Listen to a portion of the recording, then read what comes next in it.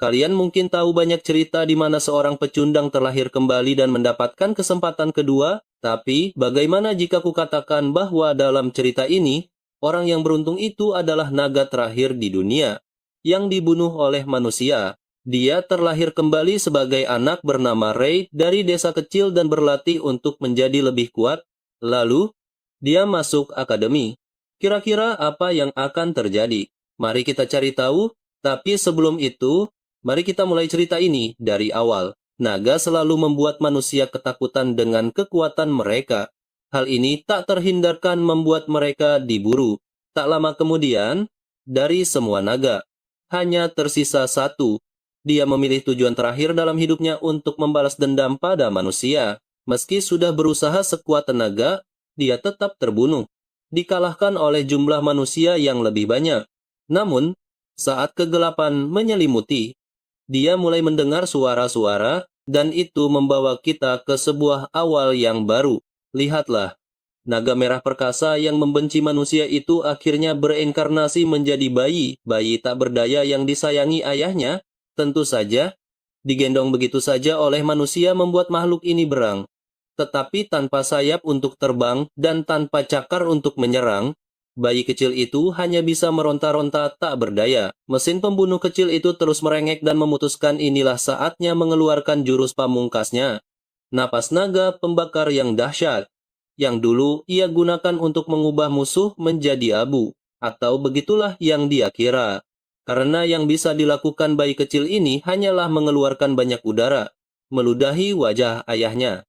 Ya, napas dahsyat naga merah telah direduksi menjadi ludah belaka sementara si kecil mulai mempertanyakan kemana perginya sihirnya. Sang naga kemudian bertemu bos terakhirnya, seorang ibu harimau yang akan menghajarmu jika tidak bersikap baik. Bahkan naga merah pun takut akan murka wanita ini. Tapi yang dilakukannya hanyalah menenangkan wajahnya, mengingatkannya akan nama barunya, Ray. Nama yang sangat menyedihkan untuk naga merah yang perkasa. Sungguh menghina makhluk itu. Dia mungkin masih kecil sekarang, tapi tidak demikian di kehidupan sebelumnya. Di saat yang sama, Ray merayakan kesempatan untuk mengalami reinkarnasi. Bagaimanapun, akhirnya, dia bisa membalas dendam pada manusia jahat yang membantai bangsanya, menyalurkan jiwa pembantai dalam dirinya. Sang naga berjanji untuk memusnahkan umat manusia. Saat dia tertawa seperti orang gila untuk usianya, ayahnya mulai bertanya-tanya bayi nakal macam apa yang telah mereka bawa ke dunia ini. Namun, itu tidak mengubah fakta bahwa kedua orang tuanya sangat mencintainya. Mengucapkan ancaman kematian dengan suara bayi kecilnya, rasa kantuk pun menghampirinya, belum juga banyak bergerak. Dia sudah tumbang. Pikiran terakhir Ray sebelum tertidur adalah tentang daya tahan manusia yang menyedihkan. Adegan beralih ke Ray, yang tumbuh sedikit lebih besar dan mengalami kehidupan manusia dalam waktu singkat tinggal bersama keluarganya. Dia telah belajar banyak tentang orang tuanya. Scarlett dan Jake merawatnya dengan penuh cinta dan kebaikan. Ibunya adalah wanita yang sangat cantik. Sementara ayahnya membuat Ray kagum berkat fisiknya yang berotot. Ray melihat interaksi penduduk desa dengan keluarganya, dan mereka selalu memperlakukan satu sama lain dengan hormat, saling memuji kemampuan pedang dan hal lainnya. Disinilah dia belajar tentang bayi naga kecil yang merangkak ke ibunya, mencoba mencari perhatian untuk makan. Tindakan sederhana ini membuat penduduk desa terkesan, karena mereka belum pernah melihat bayi yang sadar akan kebutuhannya sendiri. Anehnya, penduduk desa mulai menyadari rambut merah anak itu, yang tidak mirip dengan rambut orang tuanya. Ayah anak itu menjelaskan bahwa rambut Ray tiba-tiba berubah menjadi merah beberapa hari lalu.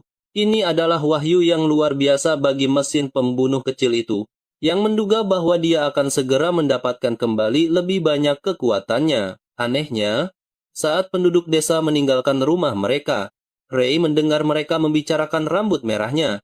Mereka curiga keluarga ini mungkin dikutuk, dan itu membuat naga kecil penghancur ini bangga dengan aura dahsyatnya. Tentu saja, aura yang sama tampaknya tidak memengaruhi orang tuanya, yang memperlakukannya seolah dia anak kecil yang tidak berbahaya.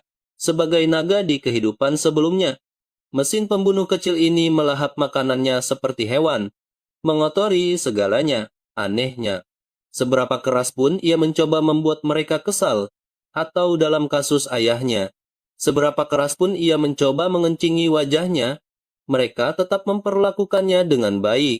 Kedua manusia ini sangat menyayanginya, memberinya cinta yang belum pernah dirasakan sang naga sebelumnya. Bagi naga perkasa, hidup bersama keluarga ini adalah neraka yang sesungguhnya. Terungkap bahwa petualang itu langka di dunia ini, dan Ibu Ray adalah seorang penyihir.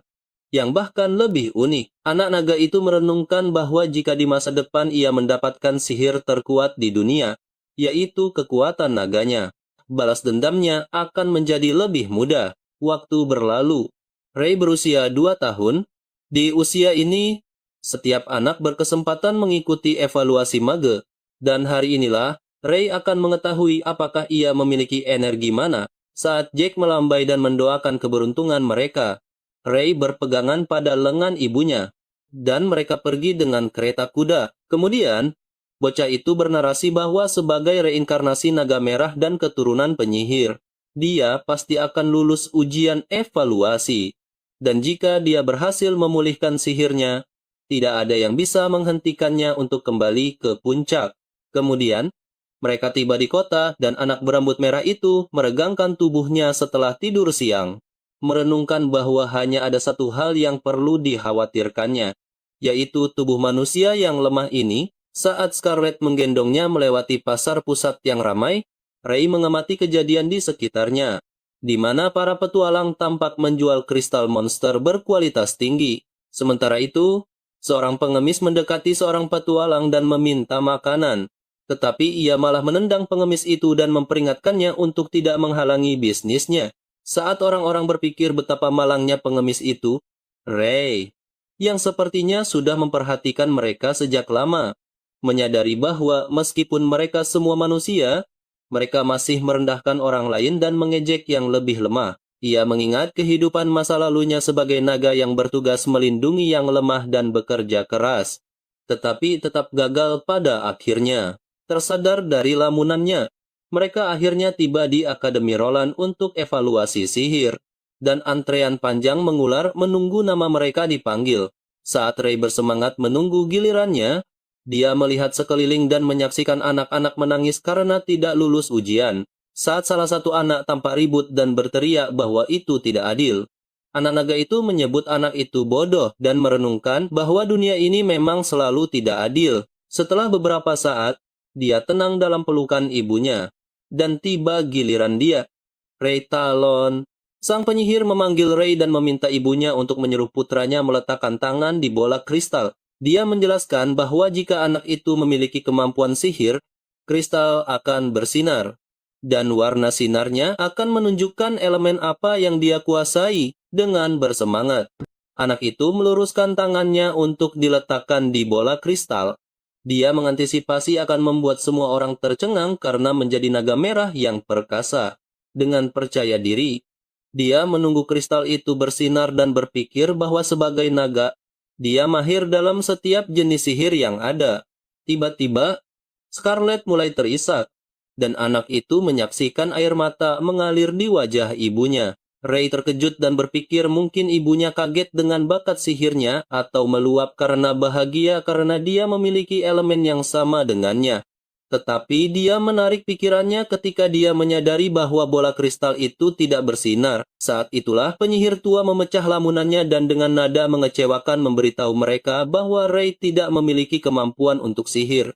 Mendengar ini, anak kecil itu panik dan berpikir dalam hati, merasa heran bagaimana bisa ia yang dulunya adalah naga merah terkuat di kehidupan lampau, dikatakan sebagai naga tanpa sihir, untuk meyakinkan dirinya sendiri.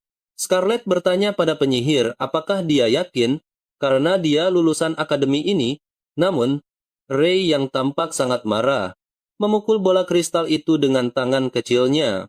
Percaya bahwa penyihir itu salah dan bola kristal bodoh itu rusak. Penyihir itu segera mengambil bola kristal dan mengatakan bahwa dia tidak bisa berbuat apa-apa. Namun, sepertinya orang tua itu melukai harga diri sang naga, hingga anak laki-laki yang marah itu memuntahkan empengnya dan bertanya-tanya apakah penyihir itu tahu bahwa dia adalah penguasa sihir. Anak itu marah dan menjambak janggut panjang pria tua itu serta mencabut kumisnya karena frustrasi. Mengira penyihir itu berbohong dan mencoba menyembunyikan kemampuannya dari ibunya untuk menipu mereka. Saat Scarlet panik dan mencoba menghentikan putranya, Ray menjadi maniak dan terus menjambak janggutnya. Anak itu merenungkan bahwa dia tahu segalanya tentang sihir. Dan sebagai naga, tidak mungkin dia tidak memiliki bakat sihir. Menambahkan bahwa itu adalah lelucon mutlak untuk berpikir bahwa naga legendaris tidak akan tahu sihir setelah reinkarnasi. Dalam perjalanan pulang dengan kereta, Ray menduga surga menghukumnya karena telah membunuh banyak manusia, tapi ia bingung. Apa gunanya bereinkarnasi jika pada akhirnya tetap dihukum?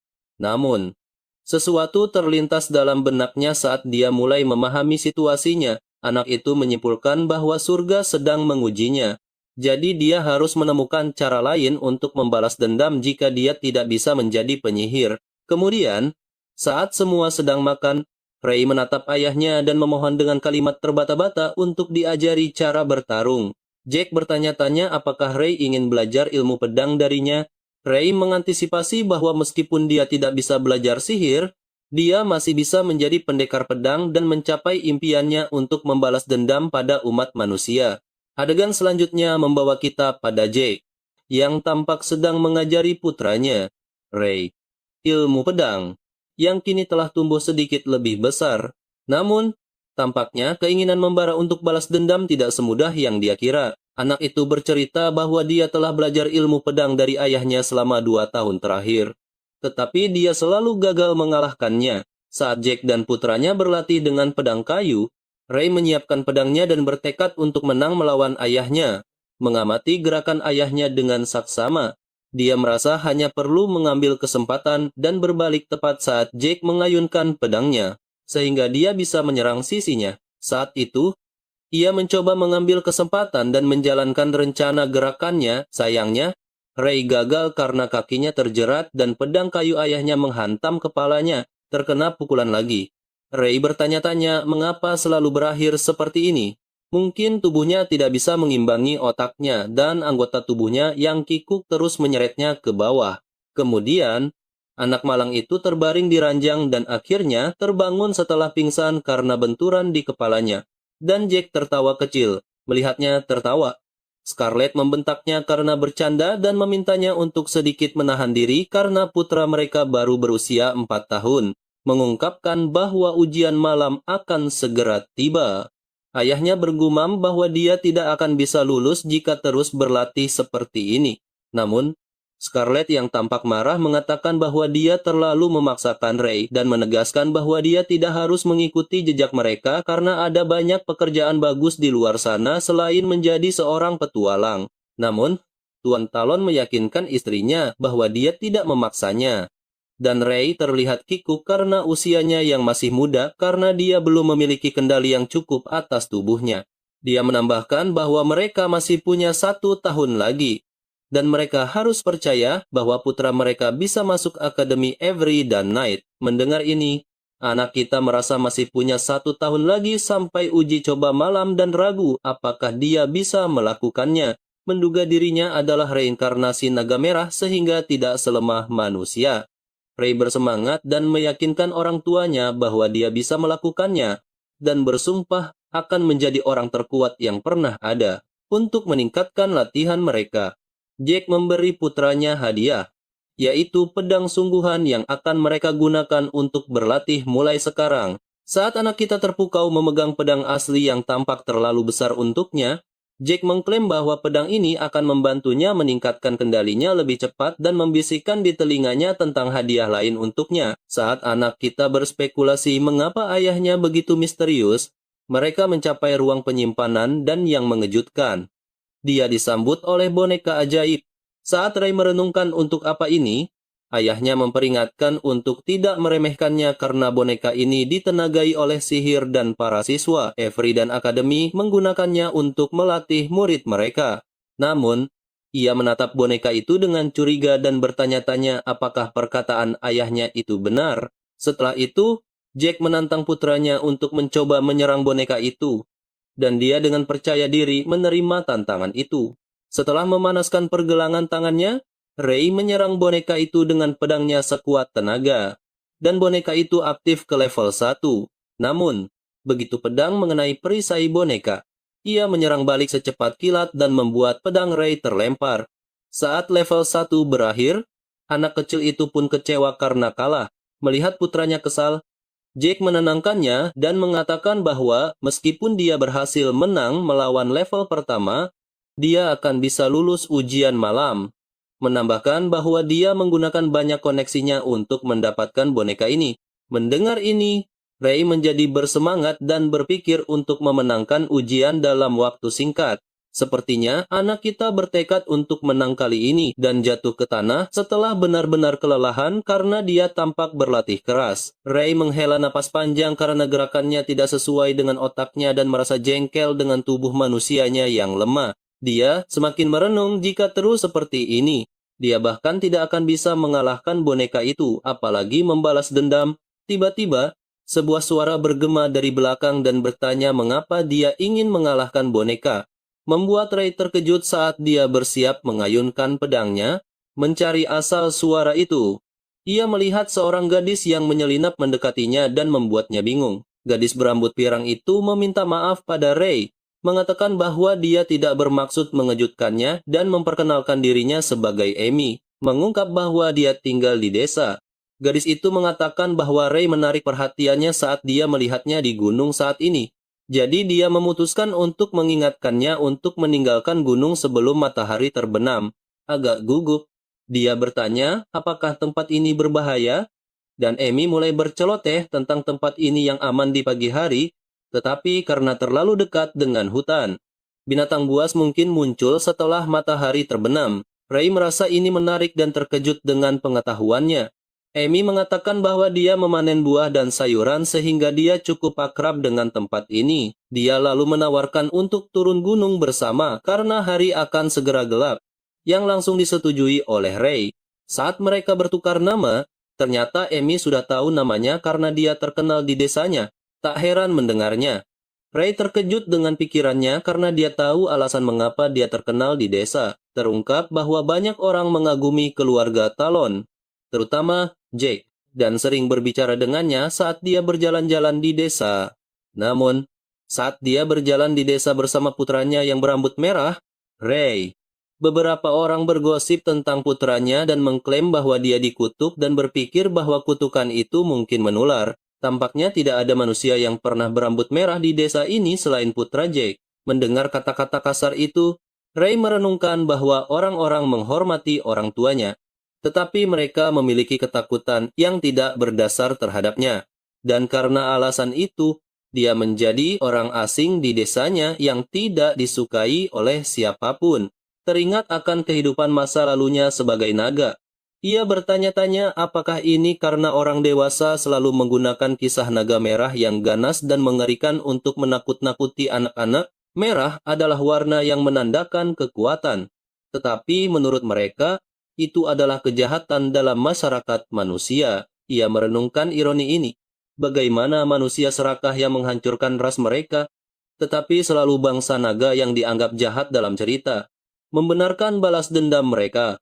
Ray berseru bahwa mereka melakukan itu hanya untuk melindungi diri.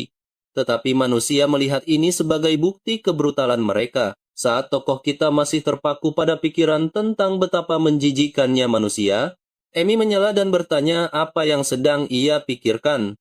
Setelah itu, Ray tersadar dari lamunannya dan mengikutinya menuruni gunung.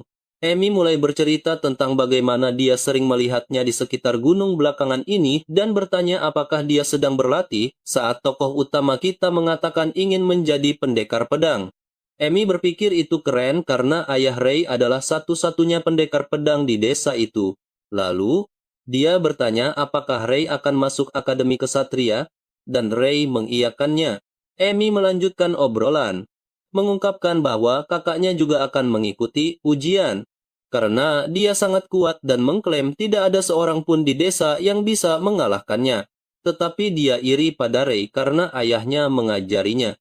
Sementara orang biasa tidak memiliki kesempatan untuk belajar ilmu pedang, saat Ray bertanya apakah dia punya saudara, gadis berambut pirang itu bersemangat dan memohon agar Ray mau berteman dengan saudaranya, sehingga mereka bisa berlatih bersama. Saat itu, langkah kaki menginterupsi mereka, ternyata Gary, kakak Amy, yang dengan kasar menyuruh si rambut merah menjauhi adiknya. Melihat kakaknya, Amy melindungi Ray dan menjelaskan bahwa Ray tidak melakukan apapun padanya. Gary maju dan menginterogasi adiknya tentang hubungannya dengan pemuda berambut merah itu dan mengingatkannya bahwa pemuda itu dikutuk dan kutukannya menular. Dia lalu menyentuh rambut Amy untuk memastikan rambutnya tidak berubah merah karena kutukan itu. Saat dia kesal dengan perilaku kasar kakaknya, dua anak laki-laki yang bersama Gary berjalan ke arah Ray dan mempermalukannya karena berjalan dengan Amy, menyebutnya tidak tahu malu. Keduanya menggertak pria berambut merah itu dan mengejeknya, mengatakan bahwa orang tuanya akan kesulitan membesarkan anak terkutuk seperti dia. Mereka memperingatkan Ray untuk pindah dari desa bersama keluarganya, bergumam bahwa mereka orang biasa. Jadi, mereka tidak ingin terlibat dengan kutukan itu. Salah satu dari mereka menambahkan bahwa petualang yang tinggi dan perkasa ini tidak punya alasan untuk bersimpati dengan warga sipil rendahan. Begitu mereka mengucapkan kata-kata itu, Ray mengepalkan tinjunya karena marah dan melayangkan pukulan kuat ke wajah si berandal. Tak tahan lagi, ia berniat memukul Gary. Tapi salah satu anak buahnya maju dan menerima pukulan itu. Namun, karena pukulannya begitu kuat, Gary pun ikut terlempar. Sementara Ray menegaskan hanya ingin menghajar orang yang menghina orang tuanya.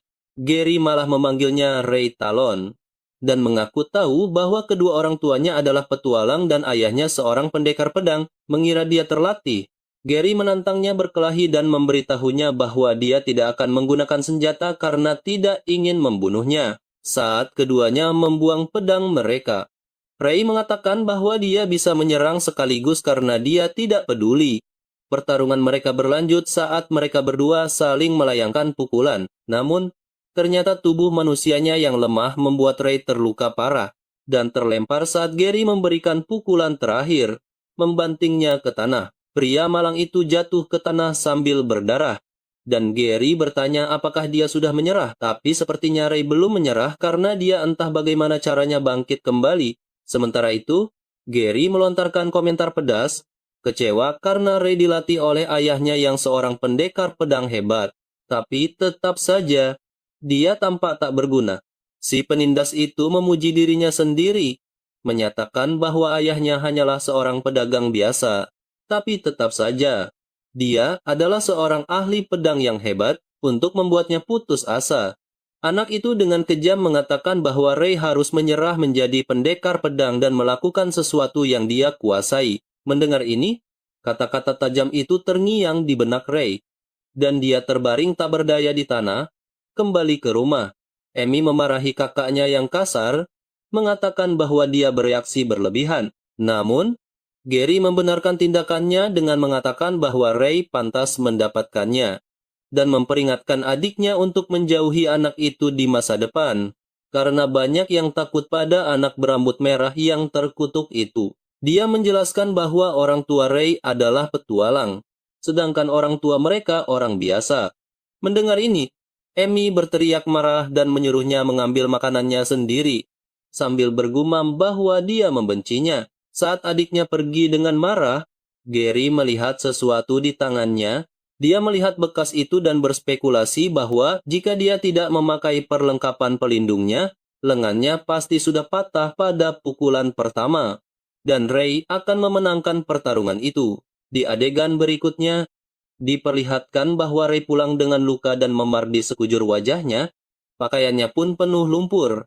Ibunya, yang sedang sibuk memasak, menoleh ke arahnya. Ibunya mempertanyakan keterlambatannya, lalu menyadari putranya terluka dan kelelahan. Satu lirikan sudah cukup untuk tahu bahwa dia berkelahi. Anak itu meyakinkan ibunya bahwa dia hanya terluka saat latihan. Tetapi ibunya tahu dia berbohong dan bertanya-tanya apakah anak-anak lain membulinya.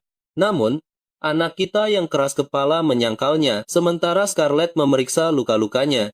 Ray selalu bertindak kuat, Dan sepertinya dia melakukan hal yang sama di sini saat dia mengklaim bahwa dia adalah seorang pria sekarang. Sementara itu, Jake mendengar kata-kata bijak putranya dan menghargainya karena telah berlatih dengan keras. Saat hampir waktu makan malam, anak kita sekali lagi memutuskan untuk berlatih. Dan saat orang tuanya mencoba menghentikannya, dia berhasil meyakinkan mereka dengan memberitahu bahwa itu tidak akan lama.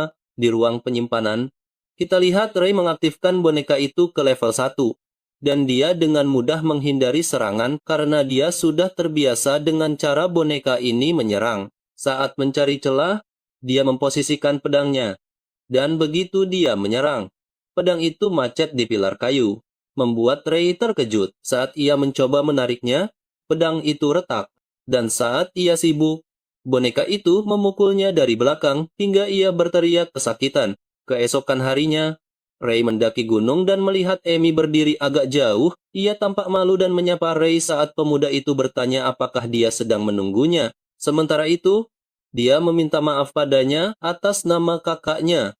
Ray meyakinkannya bahwa itu bukan salahnya dan menyalahkan dirinya sendiri sambil mengakui bahwa dia tidak cukup kuat. Amy yang berhati lembut pun menangis.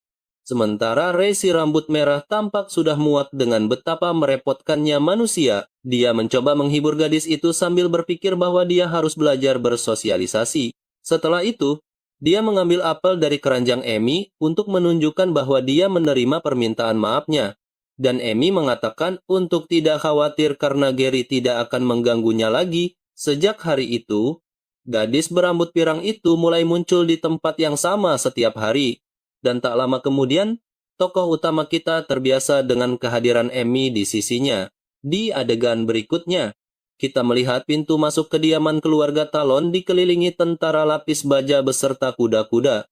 Jake dan Scarlett tampak berbicara dengan kepala keluarga, yang menginformasikan tentang desa-desa terdekat yang diserang oleh sesuatu yang tak dikenal. Mendengar ini, Jake sangat marah, dan terungkap bahwa tidak ada saksi mata yang jelas.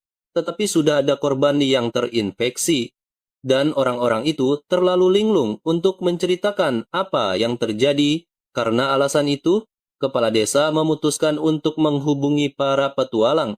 Scarlett yang tampak khawatir sedikit bingung tentang kemunculan makhluk-makhluk itu di tempat manusia berada, karena biasanya mereka tidak melakukan itu.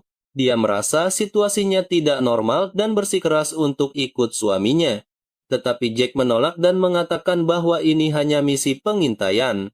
Dan lagi pula, salah satu dari mereka harus menjaga Ray karena dia akan segera mengikuti ujian. Scarlett tampak tidak puas.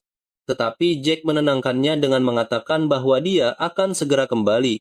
Akhirnya dia mengerti dan menyuruh suaminya untuk berhati-hati. Di adegan berikutnya, Ray tampak terengah-engah saat mencoba mengatur napas sambil berlatih. Dia masih belum yakin dengan gerakannya karena tidak mampu mengordinasikan tubuh manusianya dengan baik. Ia menoleh ke belakang, dan pemandangan Amy yang sedang membaca buku membuat jantungnya berdebar kencang begitu menyadarinya.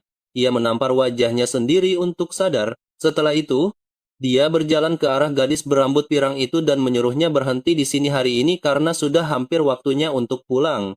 Sementara itu, Amy yang asik membaca buku tidak menyadari betapa larutnya hari dan mereka berdua menuruni gunung. Di perjalanan, Ray bertanya apakah dia dibully di desa karena dirinya.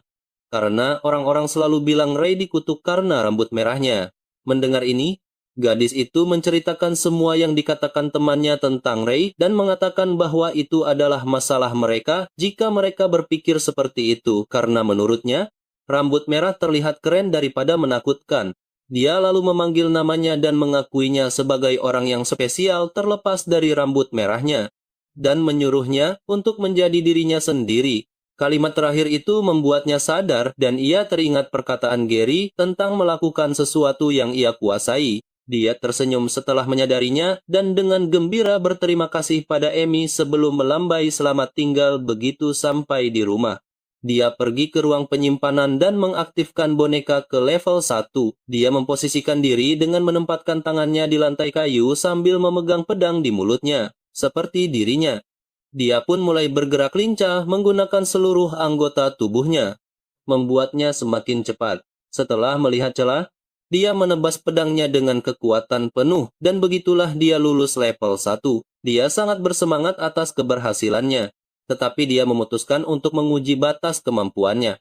Meskipun dia akan dapat lulus ujian Akademi Malam karena dia telah melewati level 1 dan mengaktifkan level 2. Pagi hari yang cerah, Jack bersiap untuk pergi menjalankan misi. Ray yang baru bangun, memperhatikan ayahnya bersiap dan bertanya-tanya kemana ia akan pergi. Ayahnya meminta maaf dan memberitahunya bahwa ia akan pergi dari rumah untuk sementara waktu, tetapi akan kembali saat Ray mengikuti ujian. Jack menyuruh putranya berlatih dengan boneka itu selagi dia pergi. Dia tersenyum cerah pada Ray dan yakin dia bisa mengalahkan boneka itu. Saat bocah berambut merah itu hendak memberitahu ayahnya tentang kemenangannya, orang-orang yang menunggu Jack di luar rumah memanggilnya untuk pergi menjalankan misi. Saat pergi, Jack berpesan pada istrinya untuk menjaga diri baik-baik dan mengatakan bahwa ia akan merindukannya. Sementara itu, Ray berdiri dan tersenyum sambil merenungkan bahwa tidak apa-apa karena dia baru saja mengalahkan sebuah boneka dan itu bukan masalah besar. Dia memutuskan untuk mengejutkan ayahnya dengan kejutan besar saat kembali ke rumah dan pergi berlatih di gunung dalam perjalanan. Dia bertanya-tanya bagaimana reaksi Jack saat melihatnya menang. Dia pikir akan menarik melihat reaksi ayahnya dan menyadari bahwa ini semua berkat saran Amy yang membantunya menemukan cara untuk menyelesaikan masalahnya. Saat tokoh kita tampak bersemangat dan merasa bersyukur, dia menyadari bahwa dirinya menjadi semakin mirip manusia. Ray mengingatkan dirinya bahwa manusia itu mengerikan, tetapi orang tua dan Amy adalah pengecualian. Jadi dia tidak akan membalas dendam pada mereka saat terus mendaki gunung. Dia bertanya-tanya apakah Amy tidak datang hari ini, tapi kemudian dia sadar bahwa dia sangat tidak sabar menantinya. Dia berpura-pura tidak peduli dan meyakinkan dirinya bahwa sekarang tidak ada yang bisa mengganggu latihannya. Dia mengingatkan dirinya bahwa dia adalah naga merah yang perkasa. Jadi, dia tidak boleh membiarkan dirinya dirusak oleh emosi manusianya. Di adegan berikutnya, Ray terlihat tertidur dan mendengkur. Lalu tiba-tiba membuka matanya. Ray terbangun dan menyadari bahwa sudah larut, dan dia akan diomeli jika tidak segera pulang. Sambil menuruni gunung, dia berpikir belum berterima kasih pada Amy dan memutuskan untuk berterima kasih besok.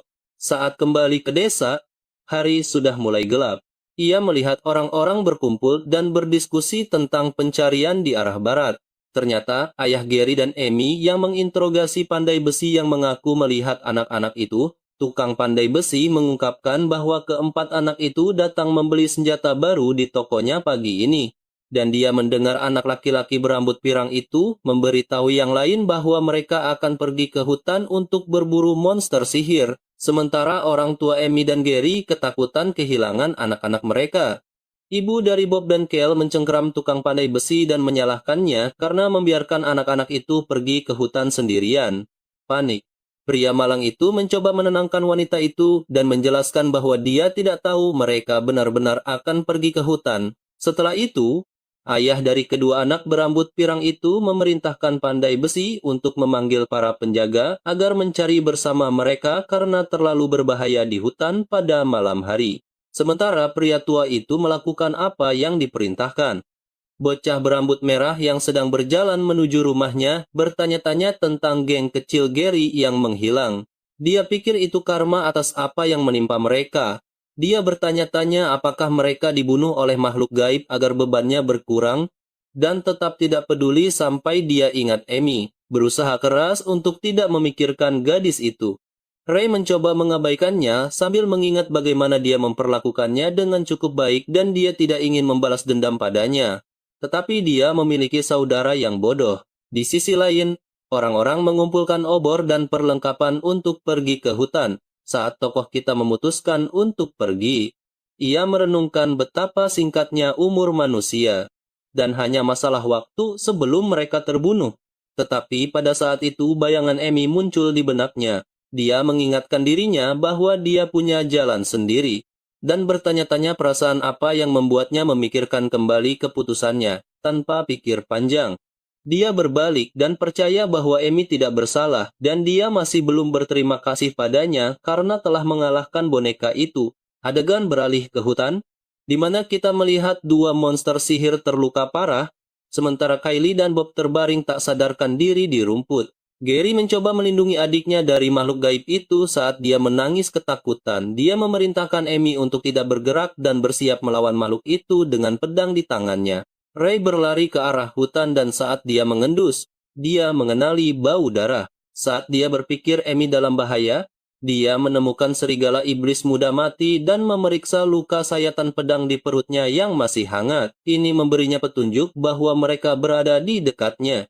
Tapi ia bingung karena jejak kaki dan tanda di sekitarnya bercampur aduk. Bingung. Dia berpikir kemana dia harus pergi. Dan saat itulah dia mendengar jeritan, sepertinya jeritan Amy. Saat bertarung dengan hewan buas itu, Gary terlempar ke pohon oleh serigala iblis dewasa dan jatuh ke tanah. Sementara itu, serigala iblis mendekat untuk menyerang Amy, yang menutupi kepalanya dan memejamkan mata, berharap seseorang akan datang membantu. Tepat saat itu, dia mendengar suara pedang beradu dan membuka matanya. Menyaksikan Ray melawan serigala itu dan menghantamkan pedangnya ke mulut serigala, sambil memeriksa keadaan Amy. Sementara Gary dan yang lainnya tidak dalam kondisi baik. Saat itu, gadis itu memperingatkan Ray untuk berhati-hati. Tapi sudah terlambat. Serigala itu mencakar lengannya. Melihat Ray terluka, Amy ketakutan dan meneriakkan namanya. Tapi Ray meyakinkannya bahwa dia baik-baik saja dan tidak akan mati semudah itu. Dengan itu, ia memutuskan untuk memancing serigala menjauhi Amy dan melompat ke dahan pohon. Tapi ia langsung terjatuh saat serigala itu menggigit dahan pohon tersebut. Khawatir, Ray berpikir tubuhnya terlalu lemah dan tak akan mampu menghadapi serigala dewasa itu. Tampaknya Ray kesulitan melawan serigala dewasa sendirian dan menyadari bahwa kecepatannya tidak ada artinya dan dia tidak bisa memancingnya sama sekali. Dulu, serigala iblis bukanlah apa-apa baginya. Tapi sekarang dia bahkan tak bisa melukainya. Dia mengancam serigala iblis itu bahwa manusia-manusia ini miliknya dan tidak boleh disentuh. Anak kita bersiap untuk menyerang karena dia tidak bisa bertahan lebih lama lagi dan membidik kelemahan serigala itu. Ray menggigit pedang dengan mulutnya dan dengan sekuat tenaga menyerang, melukai mata serigala itu. Tapi dia tetap kecewa karena kerusakannya tidak seberapa. Dia lalu merenungkan masa lalunya. Bagaimana dulu dia bisa mencabik-cabiknya dengan satu serangan. Tapi sekarang dia harus bergantung pada senjata manusia. Serigala iblis itu menyerang sekali lagi. Dan kali ini, sang anak naga menunggu dan mencari celah. Dia menebas pedangnya dan berhasil memotong salah satu kakinya hingga serigala itu jatuh ke tanah. Saat Ray mengalihkan perhatiannya pada Amy, serigala itu menyerang tiba-tiba. Dan jagoan kita berhasil menghindar dengan menggigit pedangnya lagi. Dia menyerang serigala itu sekuat tenaga dan akhirnya membunuhnya. Akhirnya, dia jatuh ke tanah dan sebelum pingsan, sebuah layar muncul dan memberitahunya bahwa dia telah membuka kemampuan baru dan mendapatkan kristal binatang tingkat menengah, terluka parah. Dia bertanya-tanya informasi tak berguna apa yang tertulis di layar itu, lalu melihat ke arah kedua saudara yang terbaring tak sadarkan diri, berpikir bahwa dia harus menyelamatkan mereka atau darah mereka akan menarik lebih banyak monster sihir. Dengan gemetar menahan sakit, dia berjalan ke arah mereka dan memanggul Gary di bahunya serta menggendong Amy. Saat Gary melihat sekilas bocah berambut merah yang menggendongnya dan kemudian pingsan, bocah kita berasumsi bahwa dia hanya bisa menyelamatkan 2 orang karena itulah batasnya, meninggalkan 2 anak, Bob dan Kale, yang terbaring tak sadarkan diri di tengah hutan dan berpikir bahwa dia telah melakukan semua yang dia bisa, tetapi sisanya di luar kendalinya. Dengan terengah-engah, dia berjalan keluar dari hutan gelap. Sementara penduduk desa memegang obor dan senjata untuk mencari anak-anak yang masuk ke hutan. Mereka melihat mereka keluar saat mereka dengan cepat memberitahu orang tua anak-anak itu. Salah seorang warga mengenali bahwa itu adalah anak laki-laki berambut merah dari keluarga Talon, Ray, yang darahnya terus menetes. Segera meminta penduduk desa menolong Gary dan Amy yang pingsan, dan mengatakan mereka mungkin butuh penyembuhan. Saat tokoh utama kita jatuh ke tanah, Penduduk desa mulai bergumam tentang anak laki-laki berambut merah yang keluar dari hutan bersama dua anak lainnya. Mereka berspekulasi mengapa anak-anak itu pergi ke hutan pada malam hari. Padahal hutan itu penuh dengan makhluk gaib. Saat mereka terus bergosip, seorang ibu berlari ke arah mereka dan panik saat menyadari dua anaknya, Bob dan Kale, hilang. Dengan panik, dia melihat sekeliling dan mengamati Gary dan Amy. Saat itulah ayah mereka mengungkapkan bahwa hanya anak-anaknya lah yang berhasil keluar dari hutan. Dengan panik, dia mencoba memasuki hutan tetapi dihentikan oleh penduduk desa yang menyuruhnya untuk tenang dan bahwa dia tidak bisa pergi ke sana sendirian, menyebut mereka pengecut. Ibu yang berduka itu bergegas memasuki hutan untuk mencari anak-anaknya. Namun, bulu kuduknya meremang saat melihat mata mengerikan para monster yang membuatnya ketakutan. Dan ia segera berlari kembali ke penduduk desa. Saat penduduk desa bergumam bahwa dia telah kembali, wanita yang ketakutan itu menjelaskan bahwa dia sama sekali tidak takut. Dengan marah, wanita itu meraih kerah Ray dan bertanya di mana Bob dan Kale berada. Dia menyalahkan semuanya pada anak berambut merah itu, menuduhnya menjebak mereka masuk ke hutan, karena mereka berdua anak baik dan tidak punya alasan untuk pergi ke sana. Yakin Ray yang menjebak mereka. Wanita itu menamparnya dan berkata bahwa ia tahu rambut merah adalah pertanda buruk. Menyebut Ray sebagai pembawa kesialan. Mendengar ini, penduduk desa mulai berbisik dan berasumsi bahwa anak berambut merah itu benar-benar menjebak anak-anak itu. Karena hanya dia yang berhasil keluar. Saat penduduk desa menyalahkan Ray atas semua ini, mereka memaksa anak malang itu untuk bicara dan mulai bertanya kemana dia membawa anak-anak mereka. Sang ibu yang tampak sangat marah terus menampar wajah Ray dan bertanya mengapa dia hanya membawa Gary dan Amy kembali dan di mana anak-anaknya dengan sisa tenaga yang ada. Anak malang itu memberitahunya bahwa anak-anaknya ada di hutan. Mencapnya monster berdarah dingin. Wanita itu melemparnya dan bergumam bahwa mereka hanyalah anak-anak. Bagaimana bisa dia meninggalkan mereka mati di sana? Berkata tak akan memaafkan Ray atas perbuatannya. Sang ibu memohon warga desa lain untuk pergi bersamanya ke hutan, tetapi mereka menolak dengan berbagai alasan dan bergumam bahwa anak-anak mereka menunggu di rumah. Sementara itu, bocah kita yang tampak terluka parah merenungkan apakah mereka lupa bahwa dia juga seorang anak, atau apakah orang-orang ini tidak menganggapnya manusia hanya karena rambut merahnya. Menambahkan bahwa manusia jahat ini menganggapnya bukan anak-anak, melainkan monster. Saat wanita itu merebut obor dari salah satu warga, dia menghampiri Ray dan berkata bahwa dia tidak akan pernah memaafkannya. Menyimpulkan bahwa monster berambut merah ini harus mati. Melihat manusia-manusia ini, Ray merenungkan bahwa mereka lebih menakutkan dari binatang buas manapun. Dan merekalah monster yang sebenarnya. Saat wanita itu mengangkat obor api untuk membunuhnya, hidupnya berkelebat di depan mata. Tapi dia tersenyum lembut dan berpikir akan mati oleh obor api. Sungguh memalukan menjadi naga merah. Meratapi saat-saat terakhirnya, wanita itu mengarahkan obor ke Ray. Namun, pada saat itu, seseorang melompat di depannya.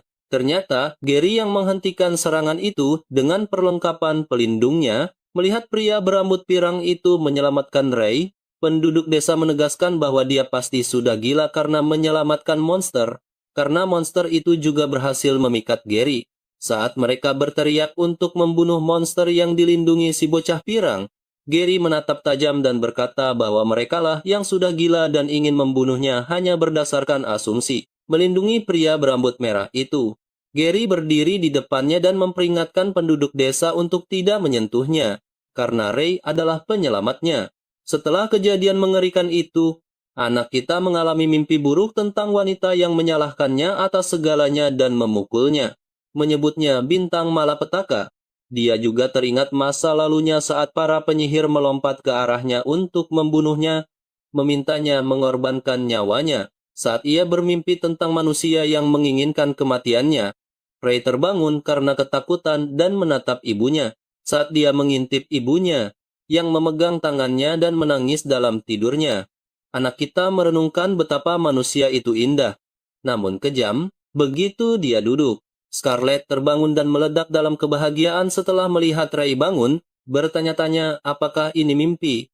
Ibunya memeluknya erat dan merasa bersyukur karena mengira Ray tak akan pernah bangun lagi. Saat memeluknya erat, Ray berteriak kesakitan, dan Scarlett mengatakan bahwa Ray masih kesakitan, menambahkan bahwa itu setimpal karena bertindak gegabah.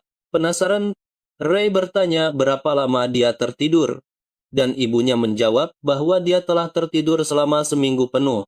Scarlett menangis haru, mengatakan dia tidak tahu bagaimana menjelaskannya pada ayahnya jika dia tidak bangun. Mendengar ini, Ray menanyainya tentang orang-orang di hutan. Ibunya memberitahunya bahwa kedua anak yang dia selamatkan hanya terluka ringan dan baik-baik saja. Namun, Bob dan Kale masih hilang, dan dia menduga mereka dibunuh oleh para monster. Kita kemudian dibawa kembali ke kilas balik Scarlett saat dia tiba di hutan dan menyaksikan putranya dipukuli oleh penduduk desa. Gary melindunginya dan membuat mereka mengerti bahwa mereka masuk ke hutan sendiri, dan Ray menyelamatkan mereka. Sementara penduduk desa sepertinya tidak percaya padanya. Scarlett melihat putranya terbaring tak sadarkan diri di tanah dan meledak dalam amarah saat dia mengaktifkan kekuatan magisnya. Penduduk desa menenangkannya dan mengatakan bahwa putranya yang membawa anak-anak ke hutan, jadi dia harus bertanggung jawab.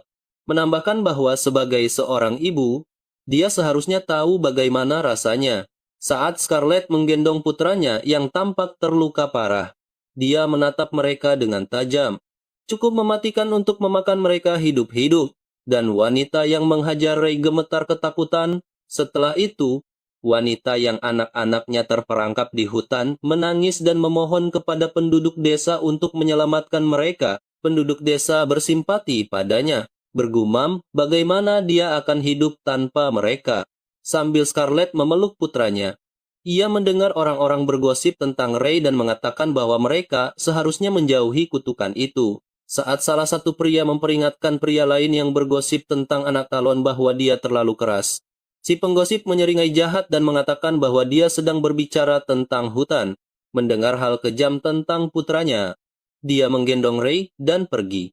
Tersadar dari lamunannya, Scarlett menepuk kepala Ray dan menyuruh putranya untuk tidak menyalahkan diri sendiri karena semuanya sudah berakhir. Sementara itu, dia mengungkapkan bahwa anak bernama Gary memberitahunya segalanya dan menyemangati Ray dengan mengatakan dia hebat. Ibunya keluar kamar untuk membawakan sesuatu untuk dimakan. Setelah ibunya keluar ruangan, Ray tampak bertanya-tanya tentang sesuatu yang muncul di hadapannya di hutan. Sambil berpikir apakah semua orang memiliki layar ini, dia mengetuk salah satu kekuatan yang dikenal sebagai berkah mata naga. Begitu disentuh, kekuatan itu aktif, dan Ray panik saat melihat status energi ibunya. Menyadari bahwa dia memiliki kemampuan ini di masa lalu, dia mengenang masa ketika dia menjadi naga merah dan memiliki berbagai jenis sihir. Tapi sejak dia gagal dalam tes bakat, dia tidak pernah berpikir akan mendapatkan kesempatan untuk menggunakannya lagi. Senang bisa menggunakan kekuatannya lagi, Ray berasumsi dia akan membuka kekuatannya satu persatu dan mengintip kristal monster tingkat menengah yang diperolehnya. Bertanya-tanya apakah dia mendapatkannya karena membunuh serigala iblis tingkat menengah. Tiba-tiba, Ray melihat asap mengepul di kamarnya dan mulai batuk. Ray membuka jendelanya dan menyaksikan penduduk desa berteriak bahwa rumah mereka terbakar. Saat itulah ibunya menerobos masuk, memberitahunya tentang kebakaran dan menyuruh Ray keluar saat api menyebar ke seluruh rumah. Namun, saat api terus membesar, Scarlett menyelamatkannya dengan sihirnya dan menghentikan api itu. Saat Ray berpegangan pada ibunya, dia menggunakan kekuatan mata naganya untuk menemukan target yang membakar rumah mereka. Dengan mata naganya, dia memeriksa penduduk desa dan menemukan pelakunya, Ibu Bob dan Kale. Dengan api di tangannya, tampaknya api itu melalap seluruh rumah mereka. Sementara penduduk desa terkejut melihat itu rumah Talon dan yakin itu karena anak terkutuk. Scarlett menggunakan sihirnya untuk memadamkan api dan dengan mengesankan menyebarkan api seperti angin. Saat api akhirnya padam, penduduk desa berbisik bahwa itu adalah kutukan lagi dan mengantisipasi bahwa jika anak berambut merah yang dikutuk itu tinggal di sini lebih lama, seluruh desa mereka akan hancur. Sementara itu, Ray hancur setelah mendengar hal-hal buruk tentang dirinya. Ia terkejut saat ibunya bertanya apakah api itu membuatnya takut. Menepis pikiran itu, dia menggenggam tangan ibunya dan mengatakan betapa kerennya dia saat api itu langsung padam saat mereka berjalan menuju rumah. Ray yang tampak kesal dengan semua perkataan kasar itu merenungkan bahwa manusia-manusia itu ingin membakar rumah mereka. Bahkan ingin membakar mereka bersama rumah itu. Menyimpulkan bahwa manusia ingin mereka mati. Dia terbakar amarah dan bertekad untuk membalas dendam. Kemudian, tokoh utama kita berangkat latihan dan ibunya berpesan agar ia tidak memaksakan diri karena lukanya belum sembuh. Setelah itu, ia tiba di hutan dan menghunus pedangnya. Dia lalu mengaktifkan mata naganya dan senang melihat monster sihir pemula yang bisa dia kalahkan dengan mudah. Salah satu monster sihir yang tampak seperti seekor monyet di pohon, memetik apel dan mulai memakannya. Ray melihat monyet itu dengan mata naganya dan menyelinap dari belakang. Menghantamkan pedangnya ke arah hewan itu, ternyata dia membunuh 20 monster sihir tingkat pemula. Setelah membunuh monster, sistem naga muncul dan menunjukkan bahwa dia telah mendapatkan kristal binatang. Melihat layar, Ray bergumam bahwa ini masalah keberuntungan karena dia membunuh 20 monster sihir, tetapi hanya mendapatkan 2 kristal. Saat dia bertanya-tanya apa yang akan terjadi jika dia menyerap kristal itu, dia mengintip anak serigala kecil yang berkeliaran di sekitar keluarganya yang mati. Ray mencoba menepuk hewan kecil itu dan menegaskan bahwa ia harus bertarung untuknya mulai sekarang. Tiba-tiba layar muncul dan memberitahunya tentang kesempatan menjinakkan anak serigala iblis hitam. Tanpa menyadari apa artinya, dia mengeklik untuk mengambil kesempatan itu. Dia bersemangat setelah melihat itu berhasil dan anak serigala hitam itu telah dijinakkan. Namun, tokoh kita panik saat tahu bahwa hewan buas yang dijinakkan itu masuk ke dalam tubuhnya. Karena terkejut, dia bertanya pada sistem naga apakah tidak ada efek samping dan apakah dia bisa memanggilnya. Sambil Ray menatap naga kecil itu dengan kesal dan mengancam akan membunuhnya jika tidak berhasil. Sistem naga yang mengerikan itu mengangguk. Pada saat itu, dia membuka kemampuan lain. Tetapi dia memutuskan untuk menundanya karena ada urusan lain yang harus dilakukan. Dengan kemampuan mata naganya, dia mencari 2 anak yang hilang dan menemukannya di atas bukit. Dia mencapai tempat yang tampak seperti gua dan menyaksikan banyak mayat serta tengkorak tergeletak di sekitarnya. Ray kemudian melihat 2 mayat yang mirip Bob dan Kale. Dan tampaknya binatang buas telah merobek organ mereka. Melahapnya habis, tak menyisakan apapun kecuali pakaian dan tulang. Dia mengambil pakaian mereka sebagai tanda pengenal dan meletakkannya di keranjang. Di malam hari, Scarlett terus mengomel pada Ray karena tidak memaksakan latihan karena lukanya belum sembuh. Ibunya menyuruhnya berhenti mengomel, mengatakan bahwa dia memberontak dan terus memarahinya karena pakaiannya juga kotor. Ray memberitahunya bahwa dia akan berlatih besok. Scarlett tampak kesal dan mengungkapkan bahwa ayahnya akan pulang dalam beberapa hari, jadi dia bisa berlatih dengannya. Pria itu melompat kegirangan dan tak sabar menunjukkan hasil latihannya pada ayahnya. Ibunya justru marah, menyuruhnya memakai selimut dengan benar dan segera tidur. Ketakutan itu menghantuinya.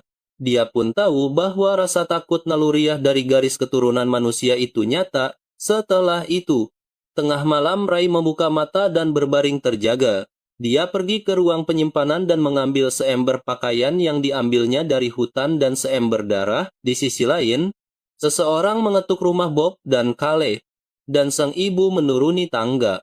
Bertanya-tanya siapa gerangan yang datang selarut ini. Saat dia membuka pintu, berharap melihat anak-anaknya dan memanggil nama mereka untuk melihat apakah mereka sudah kembali.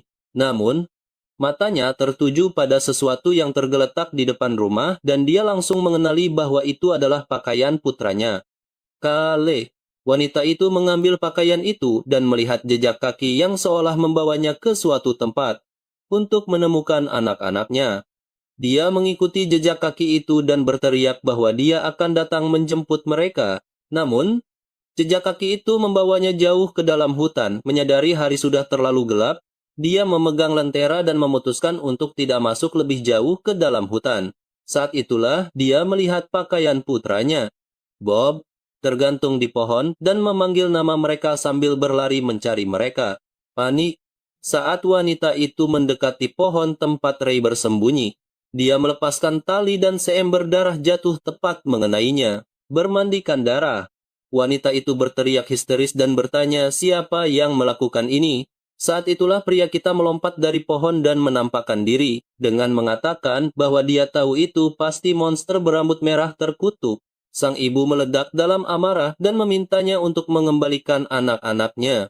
Menyebutnya pembawa kesialan, berdiri di hutan. Mereka dikelilingi oleh monster sihir yang berbahaya, sementara Ray berdiri dalam kegelapan, tak terpengaruh oleh monster. Dia mundur dan wanita itu terperangkap oleh binatang buas hutan. Dengan ekspresi mematikan, dia terus mundur sambil menyaksikan wanita itu dilenyapkan oleh para monster.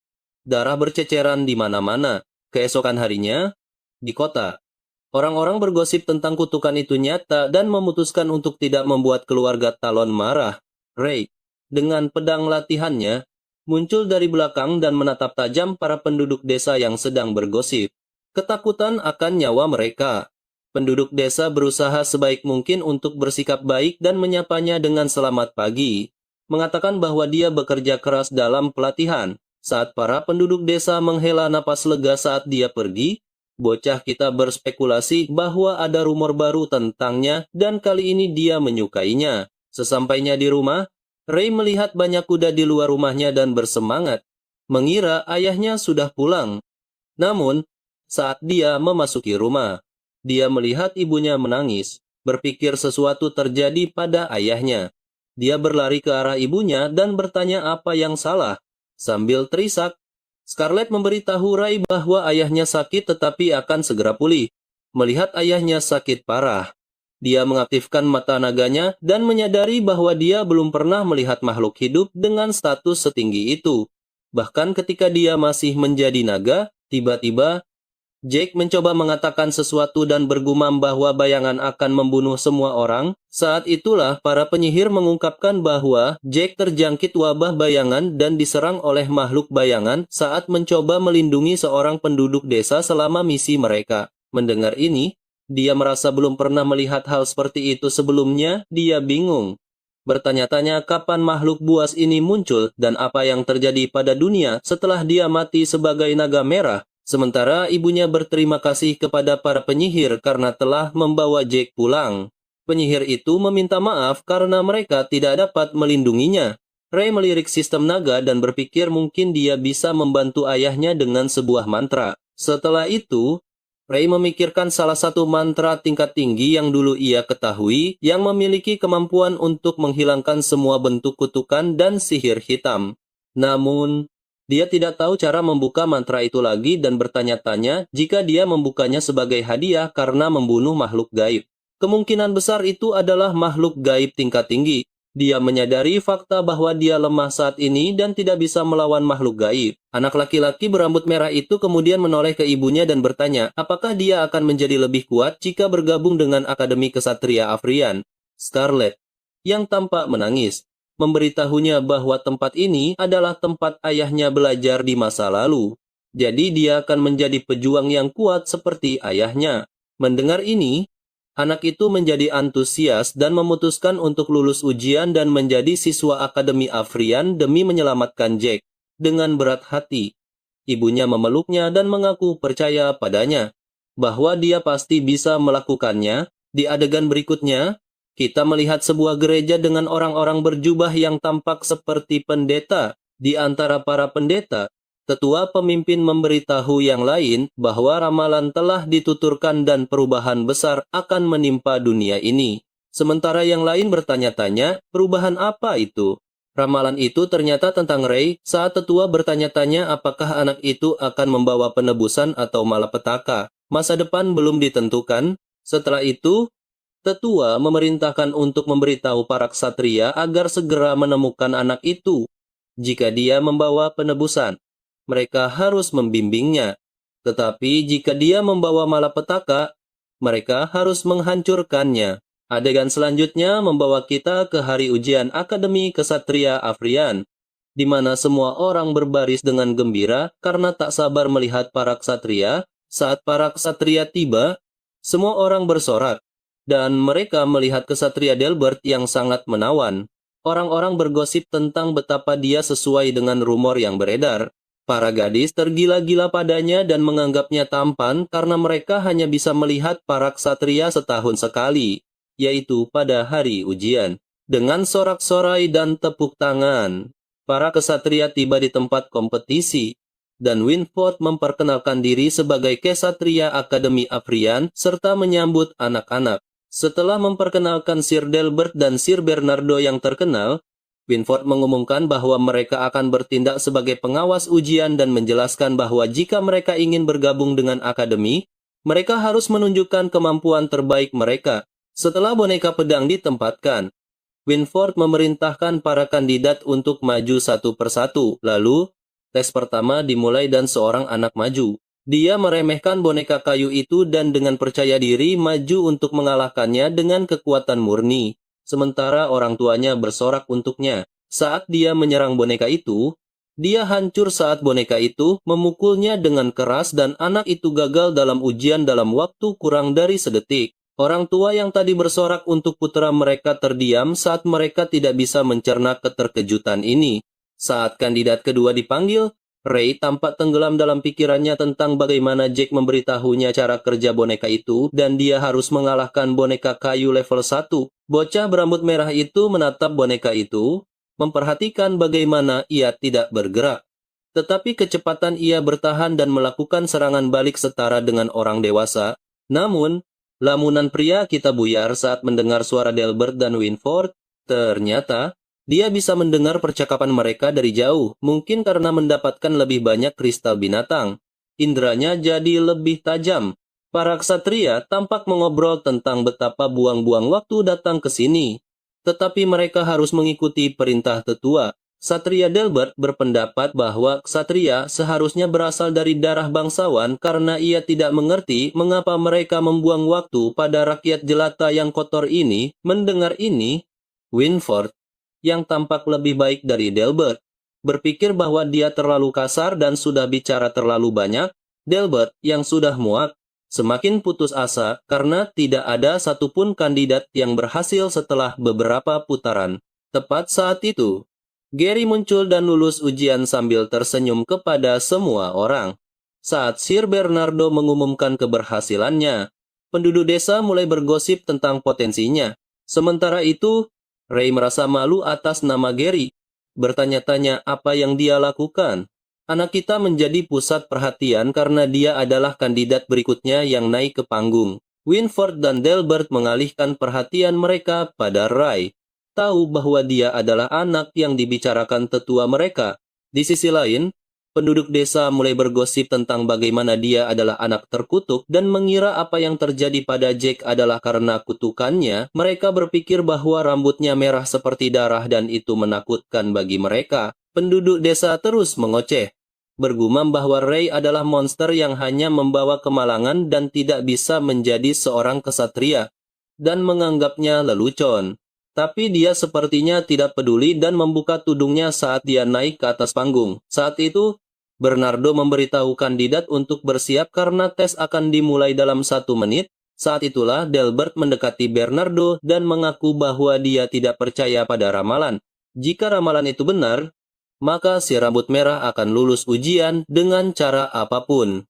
Untuk mengujinya, sang ksatria mengaktifkan level 3 boneka itu sementara Bernardo keberatan. Dengan berputar, boneka itu bergerak secepat kilat dan menuju ke arah Ray. Bernardo dan Winford berteriak memperingatkan Ray untuk menghindar atau dia bisa terbunuh. Namun, sebelum dia mengatakan apapun, dalam sekejap, Ray menebas kepala boneka itu dengan pedangnya. Saat itu terjadi, keheningan memekakan telinga menyelimuti tempat itu, sementara kepala boneka kayu jatuh ke tanah membuat rahang sang ksatria ternganga. Sementara Bernardo tampak terlalu terkejut untuk berbicara. Winford dengan bangga menyuruhnya mengumumkan hasilnya. Sang ksatria kemudian memberi selamat kepada kandidat yang lulus ujian. Sementara Scarlett bangga pada putranya dan Gary tampak tidak percaya. Setelah lulus ujian, Ray meninggalkan desa bersama para ksatria dan mengucapkan selamat tinggal pada ayahnya yang terbaring tak sadarkan diri. Dia meyakinkan ayahnya untuk tidak khawatir dan berjanji akan menemukan cara untuk menyembuhkannya saat dia melihat ayahnya. Ray menjadi emosional. Dan saat itulah Scarlett tiba, dia tampak membawa sesuatu di tangannya. Dan ternyata itu adalah sebuah liontin. Ibunya memakaikan liontin itu pada Ray, yang merupakan warisan keluarga dengan harapan membawa keberuntungan. Setelah itu, dia memberitahu ibunya bahwa dia akan pergi dan memintanya untuk menjaga diri baik-baik. Scarlett tampak khawatir dan menyuruh Ray untuk menjaga diri baik-baik, meyakinkannya bahwa dia akan selalu ada jika Ray kesulitan.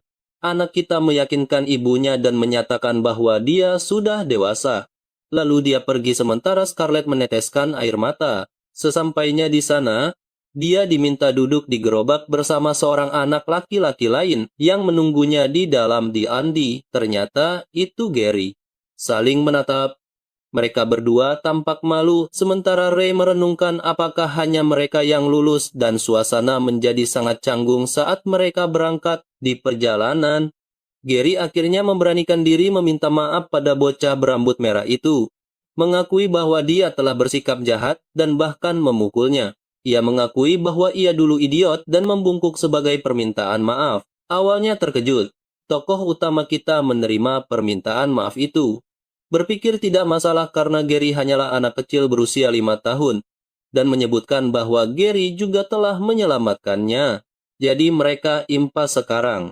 Mendengar ini, bocah berambut pirang itu bingung disebut anak 5 tahun dan menegaskan bahwa Ray seumuran dengannya. Sementara itu, Ray jadi sedikit gugup dan mengalihkan topik pembicaraan. Dia bertanya tentang Amy dan heran mengapa dia tidak datang hari ini untuk ujian. Mendengar ini, Gary bingung karena dia pikir kakaknya bilang akan pergi ke Akademi Sihirolan. Sepertinya Ray baru pertama kali mendengar nama itu dan bertanya-tanya mengapa Amy tidak memberitahunya bahwa dia memiliki bakat sihir. Saat mereka dalam perjalanan ke Akademi Kesatria, tiba-tiba mereka mendengar salah satu ksatria berteriak untuk menghentikan kereta, dan kereta itu pun berhenti. Mereka berdua mengintip dari balik tirai dan menyaksikan kabut tebal, bertanya-tanya apa yang sedang terjadi. Winford berteriak bahwa mereka adalah ksatria dari Akademi Afrian dan memerintahkan mereka untuk segera memberitahu siapa mereka. Seorang gadis muncul dari kabut dengan kondisi yang buruk dan meminta tolong, memperkenalkan diri sebagai Anne Woodward, seorang petualang dari persekutuan tanpa jejak. Saat Bernardo menanyakan masalahnya, gadis itu pingsan dalam pelukannya, mengejutkannya. Dia memberitahu para ksatria bahwa timnya diserang oleh monster bayangan. Mendengar ini, Bernardo bingung dan bertanya-tanya mengapa Shadow Beast muncul di sini padahal mereka bahkan tidak menemukan satupun Magic Beast dalam perjalanan mereka. Sementara Delbert terlalu percaya diri dan berpikir itu karena mereka tahu seberapa kuat mereka. Winford memberitahu gadis itu bahwa mereka menuju ke Rennie. Jadi jika itu searah, mereka bisa mengantarnya. Saat Anne berterima kasih pada ksatria itu dan setuju dengannya, Gary bertanya-tanya mengapa mereka menuju Rennie, bukan Akademi Kesatria. Delbert yang berdiri di sana mendengarnya dan menjawab pria berambut pirang itu untuk tidak bodoh karena tidak ada gunanya mengirim anak-anak ke garis depan. Sementara itu, mereka berdua bingung dan bertanya-tanya apa maksud garis depan. Satria Delbert menjelaskan bahwa Akademi Kesatria Afrian terletak di perbatasan, jadi bisa diserang kapan saja. Saat itulah, Winford menyela dan mengatakan mereka harus berlatih selama 1 dekade di Rennie sampai mereka memahami dasar-dasar pertempuran sebelum melanjutkan studi di Akademi Kesatria Afrian. Mendengar kata dekade, Ray terdiam dan berpikir bahwa bagi naga itu waktu yang sangat singkat, tapi tidak bagi manusia, dan bertanya-tanya apakah ayahnya bisa menunggu selama itu. Di sisi lain, Gary tampak cemas karena sang pemburu menjadi satu-satunya yang selamat dan ayah Ray diserang oleh Shadow Beast juga. Dia berpikir bahwa para ksatria pun terkejut mendengar itu dilakukan oleh Shadow Beast, dan bertanya-tanya apa yang akan mereka lakukan jika bertemu mereka. Tepat saat itu, mereka mendengar suara retakan yang membuat tokoh utama kita waspada. Sementara Winford mengumumkan agar semua bersiap karena sesuatu yang besar mendekat, Ternyata itu adalah Raja Drop Bear, yang juga menjadi makhluk bayangan. Saat ketiga, kesatria bersiap untuk bertempur. Makhluk bayangan Drop Bear mendekati mereka dari balik semak-semak. Saat monster bayangan hendak menyerang kesatria Bernardo yang tak sempat menghindar, Ray muncul di saat yang tepat dan membunuh monster itu. Menyelamatkan sang kesatria, Bernardo lalu menginstruksikan anak-anak untuk melindungi diri mereka sendiri. Sementara Winford bertanya-tanya mengapa Raja Drop Bear itu tidak bergerak dan merasa terganggu karena menurutnya ia sedang menunggu sesuatu. Sementara itu, Gary kesulitan melawan monster bayangan dan tercakar. Lalu bocah naga menyelamatkannya dengan menebas punggung monster itu dan memperingatkan Gary untuk berhati-hati karena Drop Bear ini jauh lebih kuat dari monster iblis. Saat Raja Drop Bear meraung, suaranya bergema begitu dahsyat hingga sang ksatria terlempar. Sementara yang lain berusaha keras untuk tetap berdiri, menyaksikan pemandangan ini. Gary bertanya-tanya makhluk apa itu. Tetapi Ray sepertinya tahu bahwa monster itu terlalu kuat untuk mereka lawan. Sang satria berspekulasi bahwa Raja Koala Jatuh itu berdiri di satu tempat dan tidak menyerang mereka. Tiba-tiba, makhluk bayangan besar itu menunjuk ke arah Winford dan mulai berbicara, menyatakan bahwa mereka tidak akan pernah mengalahkan bayangan dan bayangan akan menguasai seluruh benua. Sementara para ksatria lain terkejut dengan binatang yang bisa berbicara itu. Monster bayangan menegaskan bahwa dia ditakdirkan gagal dan orang-orang di sekitarnya ditakdirkan mati. Mendengar ini, Ray tercengang dan para ksatria benar-benar bingung karena mereka sepertinya mengerti apa yang coba diperingatkan oleh monster itu, menganggap bahwa itu mengancam mereka. Sementara itu, monster bayangan raksasa itu menggeram dan melompat ke udara, melarikan diri, menyimpulkan bahwa monster itu pergi. Winford berkata mereka harus bersyukur karena makhluk bayangan itu tidak memilih untuk bertarung. Jika tidak, mereka tidak akan bisa meninggalkan tempat ini dengan selamat. Saat sistem naga Ray muncul saat dia mendapatkan kristal, dia tenggelam dalam pikiran tentang makhluk bayangan itu karena merasa makhluk itu berbicara kepadanya. Setelah itu, Winford menghargai Ray dan Gary atas reaksi mereka terhadap situasi tersebut dan mengantisipasi bahwa mereka akan menjadi ksatria yang baik. Saat itu, Ray bertanya pada ksatria apakah binatang buas biasanya berbicara seperti itu. Dan Winford menjawab bahwa binatang buas bayangan belum pernah muncul di perbatasan sampai sekarang. Dan ini pertama kalinya dia bertemu monster yang bisa berbicara. Mengamati ekspresi dingin bocah berambut merah itu, sang ksatria merenungkan bahwa Ray tampak begitu tenang. Tidak seperti reaksi orang seusianya. Saat mereka berbicara, kita melihat Delbert menatap tajam bocah berambut merah itu karena jijik padanya. Kemudian, saat mereka tiba di kota Reni dengan menunggang kuda, mereka disambut oleh sekelompok penjaga. Karena penjaga yang berjaga tampak lebih banyak dari biasanya. Winford khawatir dan menginterogasi salah satu penjaga, menanyakan mengapa lebih banyak penjaga yang ditempatkan. Sementara sang pemburu berterima kasih kepada para ksatria karena telah mengawalnya selama ini. Penjaga itu mengungkapkan pada Winford bahwa kerajaan Allure telah mengeluarkan peringatan amber setiap kota kini berada di bawah pengawasan ketat. Mendengar ini, sang ksatria menduga situasinya sudah parah karena kerajaan mengeluarkan Amber Alert dan benua ini berada di ambang krisis. Kemudian, dia menatap Ray dan merenungkan apakah dia akan menjadi anak ramalan yang akan menyelamatkan mereka semua. Sementara itu, tokoh utama kita, yang tampaknya bersama Gary, memikirkan ayahnya dan yakin bahwa dia pasti akan menjadi seorang ksatria. Dia menambahkan bahwa semuanya baru saja dimulai, dan ayah harus menunggunya sampai dia menjadi seorang ksatria. Lalu kita dibawa 10 tahun kemudian ke kota Reni. Saat kelas berlangsung di akademi, profesor bertanya kepada para siswa tentang sebutan penguasaan kemampuan lain ketika sebagian besar ksatria tidak tahu cara menggunakan sihir. Gary, yang juga ada di kelas, mengangkat tangan dan menjawab bahwa para ksatria menggunakan Chi setelah melatihnya. Mereka dapat meningkatkan tubuh dan indera mereka. Dia menambahkan bahwa beberapa praktisi Chi bahkan dapat menembus batas tubuh manusia untuk waktu yang singkat. Sementara guru menghargai jawabannya dan mengatakan dia tampak sangat siap. Dia kemudian mengajukan pertanyaan lain tentang mengapa Chi hanya bisa dilatih setelah usia 15 tahun, sambil menunjuk ke arah Ray. Namun, saat Gary melirik ke tempatnya, kursi Ray tampak kosong, sementara Ray bolos kelas. Gary dengan gugup memberitahu gurunya bahwa dia pergi ke kamar kecil. Beralih, guru kemudian bertanya pada seorang gadis bernama Sylvia, yang tampak cantik dengan rambut perak. Dan dia menjawab bahwa berlatih, Chi dapat memberi tekanan ekstrim pada tubuh. Organ internal manusia selesai berkembang setelah usia 15 tahun, jadi berlatih setelah usia ini meminimalkan kerusakan yang mungkin terjadi pada tubuh. Saat guru mengingatkan siswa untuk mengingat semua yang telah mereka pelajari, Sylvia menatap kursi Ray yang kosong. Adegan kemudian beralih ke serigala iblis hitam yang telah dijinakkan oleh Ray sejak lama. Saat serigala iblis bertarung dengan babi hutan ajaib lain dan menebasnya, Ray mendapatkan kristal binatang buah sebagai hadiah. Anak kita menyerap kekuatan kristal monster tingkat pemula dan menepuk serigala hitam atas kerja kerasnya, merasa sudah cukup berburu hari ini. Ray memutuskan untuk kembali sebelum ada yang marah karena dia bolos kelas. Saat dia hendak kembali, Winford yang menunggang kuda muncul dari belakang dan terkejut bertemu Ray. Karena dia penasaran siapa yang akan ditemuinya saat kembali, melihat binatang buas yang dibunuhnya.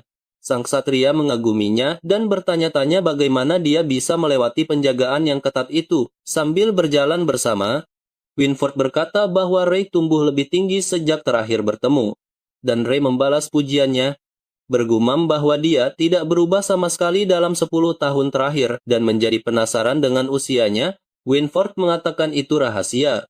Lalu memberitahu bahwa ia mendengar instruktur Ray berkata Ray sering bolos kelas dan berburu monster sihir, menambahkan bahwa hasil buruannya cukup banyak. Mendengar ini, Ray mengungkapkan bahwa semua ini berkat Amber Alert yang baru-baru ini dicabut. Jadi dia tidak kesulitan menyelinap keluar.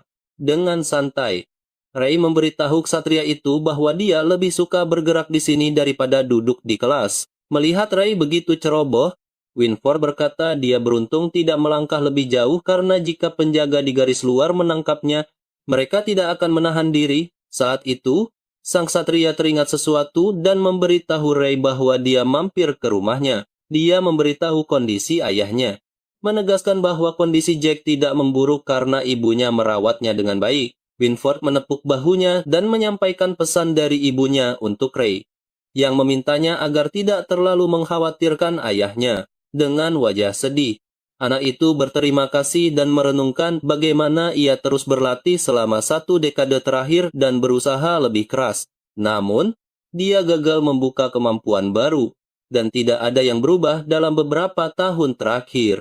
Menyimpulkan bahwa dia tidak tahu apa yang harus dilakukan tentang kondisi ayahnya. Saat itulah Winford menyemangatinya, menepuk bahunya dan menggenggamnya erat. Membuat Ray bingung. Berjalan menuju kota, sang kesatria menyemangati Ray karena mereka akan berangkat ke Akademi Afrian besok dan mengungkapkan kegembiraannya bertemu anak-anak lain di sana. Kemudian, di pintu masuk kota Reni, kita melihat instruktur itu membentak penjaga karena membiarkan muridnya keluar. Penjaga itu mencoba menjelaskan bahwa dia tidak punya alasan untuk menghentikan murid itu setelah peringatan Amber dikeluarkan.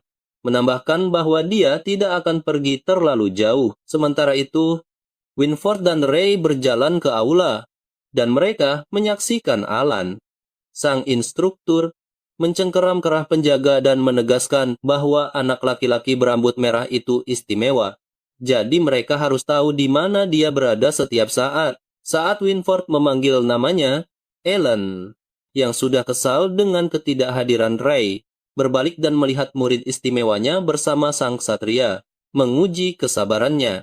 Alan mulai mendidih dan melampiaskan amarahnya pada Ray. Amarahnya meledak. Ia mengatakan telah memperingatkan Ray untuk tidak keluar dari pandangannya. Tapi tetap saja, dia menyelinap keluar akademi tanpa izin. Dan sudah berapa kali ini terjadi bulan ini. Menyebutnya idiot. Sementara teman kita ketakutan. Winford mengangguk dari belakang dan berpikir itu setimpal karena dia pantas mendapatkannya. Saat instruktur yang marah memukul kepala Ray, dia bergumam bahwa sudah sebulan sejak status siaga dicabut, Jadi dia bisa melakukan apapun yang dia mau, menambahkan bahwa Tuan Alan terlalu kaku. Sementara itu, Ray bersembunyi di balik Winford saat dihajar habis-habisan oleh Alan. Ray keceplosan bahwa dia akan segera pergi. Dan setelah itu, instrukturnya akan bebas seperti burung. Dengan kesal, Alan menjelaskan bahwa selama Ray adalah muridnya, dia tidak boleh bolos kelas. Sementara Winford mencoba menghentikan mereka yang terus berdebat. Setelah itu, kita dibawa ke Renitown Square, tempat kepala sekolah menginstruksikan para siswa untuk segera berkumpul. Sepertinya mereka mengadakan pertemuan darurat. Saat mereka semua berkumpul, Ray kembali dengan benjolan di kepalanya. Dan Gary bertanya bagaimana dia bisa datang lebih awal, menduga dia tertangkap kali ini, sementara Ray mengatakan dia sedang sial. Sylvia diam-diam mengintipnya dan mulai tersipu. Setelah mengumpulkan semua murid, seorang pengawal bernama Lancy memberitahu mereka bahwa dia akan membawa mereka semua ke Akademi Avery dan Knight, dan seluruh perjalanan akan memakan waktu sekitar 7 hari. Dengan wajah serius, Lancy memperingatkan para siswa bahwa jika mereka tidak ingin mendapat masalah, mereka harus mendengarkan perintahnya. Kemudian, penjaga itu bertanya pada Winford apakah jalur menuju akademi sudah diputuskan. Saat sang kesatria memberitahu bahwa mereka akan melewati rawa, penjaga itu panik dan mengatakan bahwa terlalu dini bagi anak-anak untuk melewati jalan yang sulit itu. Mendengar ini, Winford menatap semua murid dan menegaskan bahwa mereka pasti akan menghadapi tantangan untuk menjadi ksatria. Menambahkan bahwa bukan hanya mereka yang diuji, keesokan paginya, semua murid bersiap menuju Akademi Avery dan kesatria. Berangkat dari gerbang Renitown dengan kereta, saat Ray tampak mendengkur. Seorang anak berkepala merah botak bernama Kyle bertanya-tanya mengapa mereka tidak menggunakan teleporter agar bisa langsung sampai ke akademi. Dan anak lain mengatakan bahwa mereka akan terhindar dari masalah jika berteleportasi ke sana. Mendengar celotehan itu, seorang anak bernama Dan membalas bahwa Akademi Avery dan Knight tidak punya teleporter, menyebutnya idiot. Saat Kyle berasumsi bahwa Akademi Avery setara dengan Akademi Rowland dan bertanya apakah mereka tidak mampu membelinya, sebuah suara bergema dari suatu tempat yang mengatakan bahwa seseorang tidak memperhatikan di kelas. Merujuk pada Dan dan Kyle, ternyata Sylvia yang sok tahu menjelaskan bahwa Akademi Avery berada tepat di perbatasan. Jadi tidak hanya harus menghadapi penjajah asing, tetapi juga monster bayangan. Dia menambahkan lagi bahwa jika mereka memasang teleporter di tempat seperti itu, ada kemungkinan besar para penyerbu akan berteleportasi kemanapun mereka inginkan jika pertahanan akademi jebol, karena teleporter akan menjadi undangan terbuka bagi mereka. Para siswa terkejut mendengar informasi itu dan bertanya-tanya apakah itu diajarkan di kelas. Sylvia tersipu malu saat melihat Ray. Namun, dia gugup berpaling ketika Gary memergokinya melihat ke arah sini saat Ray tertidur di bahunya. Kemudian mereka tiba di reruntuhan kastil dekat rawa, dan para siswa diperintahkan untuk mendirikan perkemahan karena hari sudah tampak fajar. Saat mendirikan kemah, Gary memberitahu Ray bahwa gadis berambut perak itu terus memperhatikannya karena penasaran. Gary menyuruhnya melihat ke belakang jika tidak percaya. Saat itulah mereka berdua berbalik dan diam-diam memperhatikannya. Sylvia yang sedang mengintip gebetannya ketahuan basah dan panik hingga merusak kemahnya. Ternyata temannya benar. Ray berasumsi itu karena rambut merahnya. Tapi Gary mengingatkannya bahwa ada banyak orang berambut merah di sini, seperti Kyle, Ian, dan si kembar Slot dan Badger. Setuju dengan pendapat itu.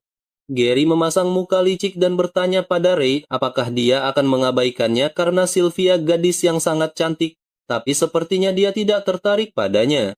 Sementara itu, Dan menyelinap keluar dan pergi ke belakang reruntuhan kastil.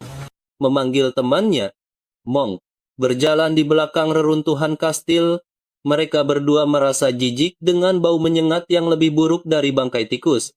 Menebak dari mana asalnya, melihat rawa yang mengerikan itu, dan berkata bahwa dia bahkan tidak bisa melihat ujung tempat yang becek ini saat Dan dan Monk melihat sekeliling area itu.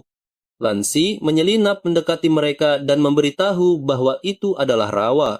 Lansi menakut-nakuti mereka dengan tatapan maut, memperingatkan agar mereka segera mendirikan tenda dan tidur jika tak ingin kaki mereka digigit cacing tajam di rawa itu. Malam tiba dan api unggun mulai berderak. Ray menyelinap keluar kastel tanpa diketahui penjaga dan berpikir bahwa ia telah melakukan pengintaian saat makan malam, menyimpulkan bahwa ia bisa lolos tanpa berurusan dengan para penjaga. Saat Ray hendak pergi, seseorang meraih tangannya, ternyata Sylvia, yang bertanya kemana dia pergi malam-malam begini, mengatakan yang sebenarnya. Ray menjawab bahwa dia akan berburu monster sihir. Khawatir, Sylvia bertanya apakah dia sudah gila dan mengingatkannya bahwa ini bukan lagi di sekitar Rennie. Dia terus memperingatkannya bahwa dia bahkan bisa bertemu dengan monster tingkat menengah. Menambahkan bahwa para ksatria bahkan tidak akan punya waktu untuk menyelamatkannya, menepis tangannya. Ray mengatakan dia akan baik-baik saja dan bisa menghadapi monster tingkat menengah karena itu bukan masalah baginya. Melihat tingkahnya, Sylvia menjadi sedih dan Ray pun pergi berburu. Keesokan harinya, matahari terbit. Para ksatria membangunkan semua orang dengan menarik tirai, menyebut mereka pemalas, dan mengumumkan siapapun yang bangun terakhir akan dihukum. Gary terbangun dan panik melihat Ray berbaring dengan mata merahnya terbuka lebar, membuatnya sangat ketakutan. Gary bertanya apakah dia tidak tidur semalaman. Pemuda kita yang baru berbaring setelah begadang semalaman meyakinkannya bahwa dia tidur nyenyak, bergumam bahwa dia tidak bodoh. Gary menyadari bahwa dia tidak tidur sepanjang malam dan pergi keluar karena dia tidak ingin dihukum di depan semua orang. Sementara itu, Ray menatap sistem naga ini sambil tersenyum dan berpikir jika dia terus berburu dengan kecepatan ini, dia bisa mendapatkan kristal monster pemula dalam jumlah maksimum pada saat mereka mencapai Avery dan Akademi Ksatria. Dan setelah itu, dia akan dapat menyerap yang tingkat menengah. Kemudian, mereka melanjutkan perjalanan menuju akademi, dan semua kereta mengikuti para ksatria yang tampak memimpin jalan. Saat mereka melewati hutan yang tampak menyeramkan, Winford berhenti karena merasakan sesuatu di depan, merasakan bahaya. Winford mengangguk pada Lancy untuk pergi dari area itu karena sekarang para siswa akan menghadapi tantangan sendiri. Tiba-tiba, sesuatu mulai muncul dari tanah, membuat kereta menjadi tidak seimbang. Saat Gary merasa terlalu sunyi di luar dan Ray mengangguk, kuda itu menjerit karena diserang sesuatu. Ternyata cacing-cacing tajam telah menghentikan jalan mereka saat menerobos masuk ke kereta. Serangan mendadak cacing itu membuat beberapa orang ketakutan. Sementara Gary dan Ray bersiap bertempur dengan menghunus pedang dan mulai menebas monster-monster itu. Saat cacing itu merayap hendak menyerang seorang gadis, Gary melompat di depannya dan mencabik monster itu dengan pedangnya. Menyaksikan begitu banyak darah mengucur dari cacing-cacing itu, beberapa dari mereka gemetar ketakutan. Sementara Gary berspekulasi bahwa cacing tajam muncul berkerumun, jadi akan ada lebih banyak lagi. Dia menginstruksikan yang lain untuk tidak lengah dan turun dari gerobak. Saat siswa lain bergabung untuk membantunya, Gary memerintahkan mereka untuk bertarung di area terbuka dan membentuk tim yang terdiri dari 3 orang, saling membelakangi agar tidak ada celah dalam pertahanan. Sementara itu, Kyle tampak sangat bersemangat membunuh cacing-cacing itu. Ray menduga mereka terlalu bersemangat dan mengaktifkan mata naganya, memperhatikan mereka semua yang asik bertarung. Tokoh utama kita menganggap bahwa semua cacing tajam itu adalah monster sihir tingkat pemula. Jadi dia tidak perlu khawatir. Saat dia berpikir, matanya tertuju pada puncak tebing, tempat dia melihat 6 satria yang meninggalkan kelompok sebelumnya, anak kita yang sepertinya akan tidur di kereta. Terlihat oleh Dan, yang bertanya kemana dia pergi dan menyuruhnya untuk tidak merusak formasi, menguap lebar. Ray berkata bahwa monster itu hanya peringkat pemula, jadi mereka tidak butuh bantuannya. Dan jika dia pergi, jumlah mereka akan pas. Sementara para ksatria mengamati para siswa dari atas tebing. Mereka berasumsi bahwa Ray takut pada monster dan hanya akan mendapatkan sabuk merah. Satria lain menunjuk Gary, yang tampak baik-baik saja, dan menjelaskan bahwa dia menyerang tanpa ragu dan membunuh dengan sekali tebas, menambahkan bahwa dia secara sadar mengendalikan tubuhnya sehingga dia bergerak sedikit tanpa membuang waktu, Melihat Gary akan mendapat sabuk putih, Winford menunjuk Sylvia dan menyimpulkan bahwa dia tidak menyerang secara proaktif, tetapi sangat jeli. Kesatria lain memuji sikapnya yang sempurna. Sylvia dengan mengesankan menghindari cacing tajam dan menebasnya dengan pedangnya, mengamati gerakannya. Winford berkata bahwa dia stabil, dan begitu dia menemukan celah, semuanya akan berakhir bagi musuh. Lancy, yang terkesan dengan serangan Sylvia, mengatakan bahwa pakaiannya pun tidak ternoda. Saat itulah sesuatu meledak dari bawah tanah. Dan ternyata itu adalah serangga tajam raksasa yang muncul dari tanah. Semua murid ketakutan pada cacing raksasa itu dan mengira mereka telah bergabung menjadi satu yang besar. Gemetar ketakutan. Cacing itu mendekat ke salah satu anak yang lemas dan jatuh ke tanah saat cacing itu hendak menyerangnya. Ian, pria berambut merah, melompat di depannya dan merobek tentakel cacing itu dengan ototnya yang kuat. Sementara itu, Ian merobek monster itu karena marah sambil berteriak bahwa tidak ada yang boleh menyakiti rekannya. Sementara si kembar Slot dan Badger bergabung dan menebas cacing raksasa seperti profesional, Kyle, yang tampak menghitung berapa banyak cacing yang telah dia bunuh, menusuk monster itu dengan pedangnya, menyimpulkan bahwa dia telah membunuh total 45 ekor. Para ksatria yang memperhatikan mereka dari atas terkejut karena mereka tidak perlu melakukan apapun untuk membantu. Anak-anak berambut merah itu tampaknya sudah melakukan pekerjaan yang bagus dalam membunuh monster kecuali Ray. Dan mereka hampir selesai. Setelah anak-anak berambut merah itu selesai membunuh cacing, Ian bertanya pada rekan setimnya apakah dia baik-baik saja. Dan mereka semua lega monster itu akhirnya mati. Mengamati para murid dengan cermat, Winford berspekulasi bahwa Ian tidak hanya kuat secara fisik, tetapi juga tahu cara menjaga rekan satu timnya, dan dia adalah permata. Di sisi lain, ada Ray, yang tertidur di kereta dan tidak peduli apapun. Setelah itu, mereka semua masuk ke kereta, dan Gary bertanya kepada Ray mengapa dia tidak ikut bertempur. Dia memberitahunya bahwa tempat ini berbahaya, dan jika sesuatu terjadi, tidak ada yang bisa menyelamatkannya. Sambil meregangkan badan, dia bilang dia terlalu mengantuk dan para ksatria toh sudah mengawasi mereka. Sementara Gary mengakui bahwa dia sekarang penyendiri, Winford bingung dan bertanya-tanya siapa anak ramalan itu. Setelah itu, saat mereka melanjutkan perjalanan ke akademi, Kyle bangga pada dirinya sendiri karena telah membunuh monster. Dan menghargai kerja bagusnya. Mengira mereka akan menjadi kesatria sungguhan, dan bermimpi mendapatkan sabuk putih jika beruntung. Terkejut, Gary, yang tampaknya tidak tahu apa itu sabuk putih, bertanya padanya. Saat itulah Dan mengungkapkan bahwa semua kesatria memiliki peringkat yang berbeda, dan yang mengikuti mereka adalah pelindung rumbai putih, yang merupakan kesatria peringkat tinggi. Ia menambahkan bahwa para ksatria ini pernah mendapatkan sabuk putih, yang berarti kemampuan mereka telah diakui melalui tes dan ujian, dan lalu mengungkapkan bahwa ada sabuk hijau dan hitam yang melambangkan keterampilan yang berbeda.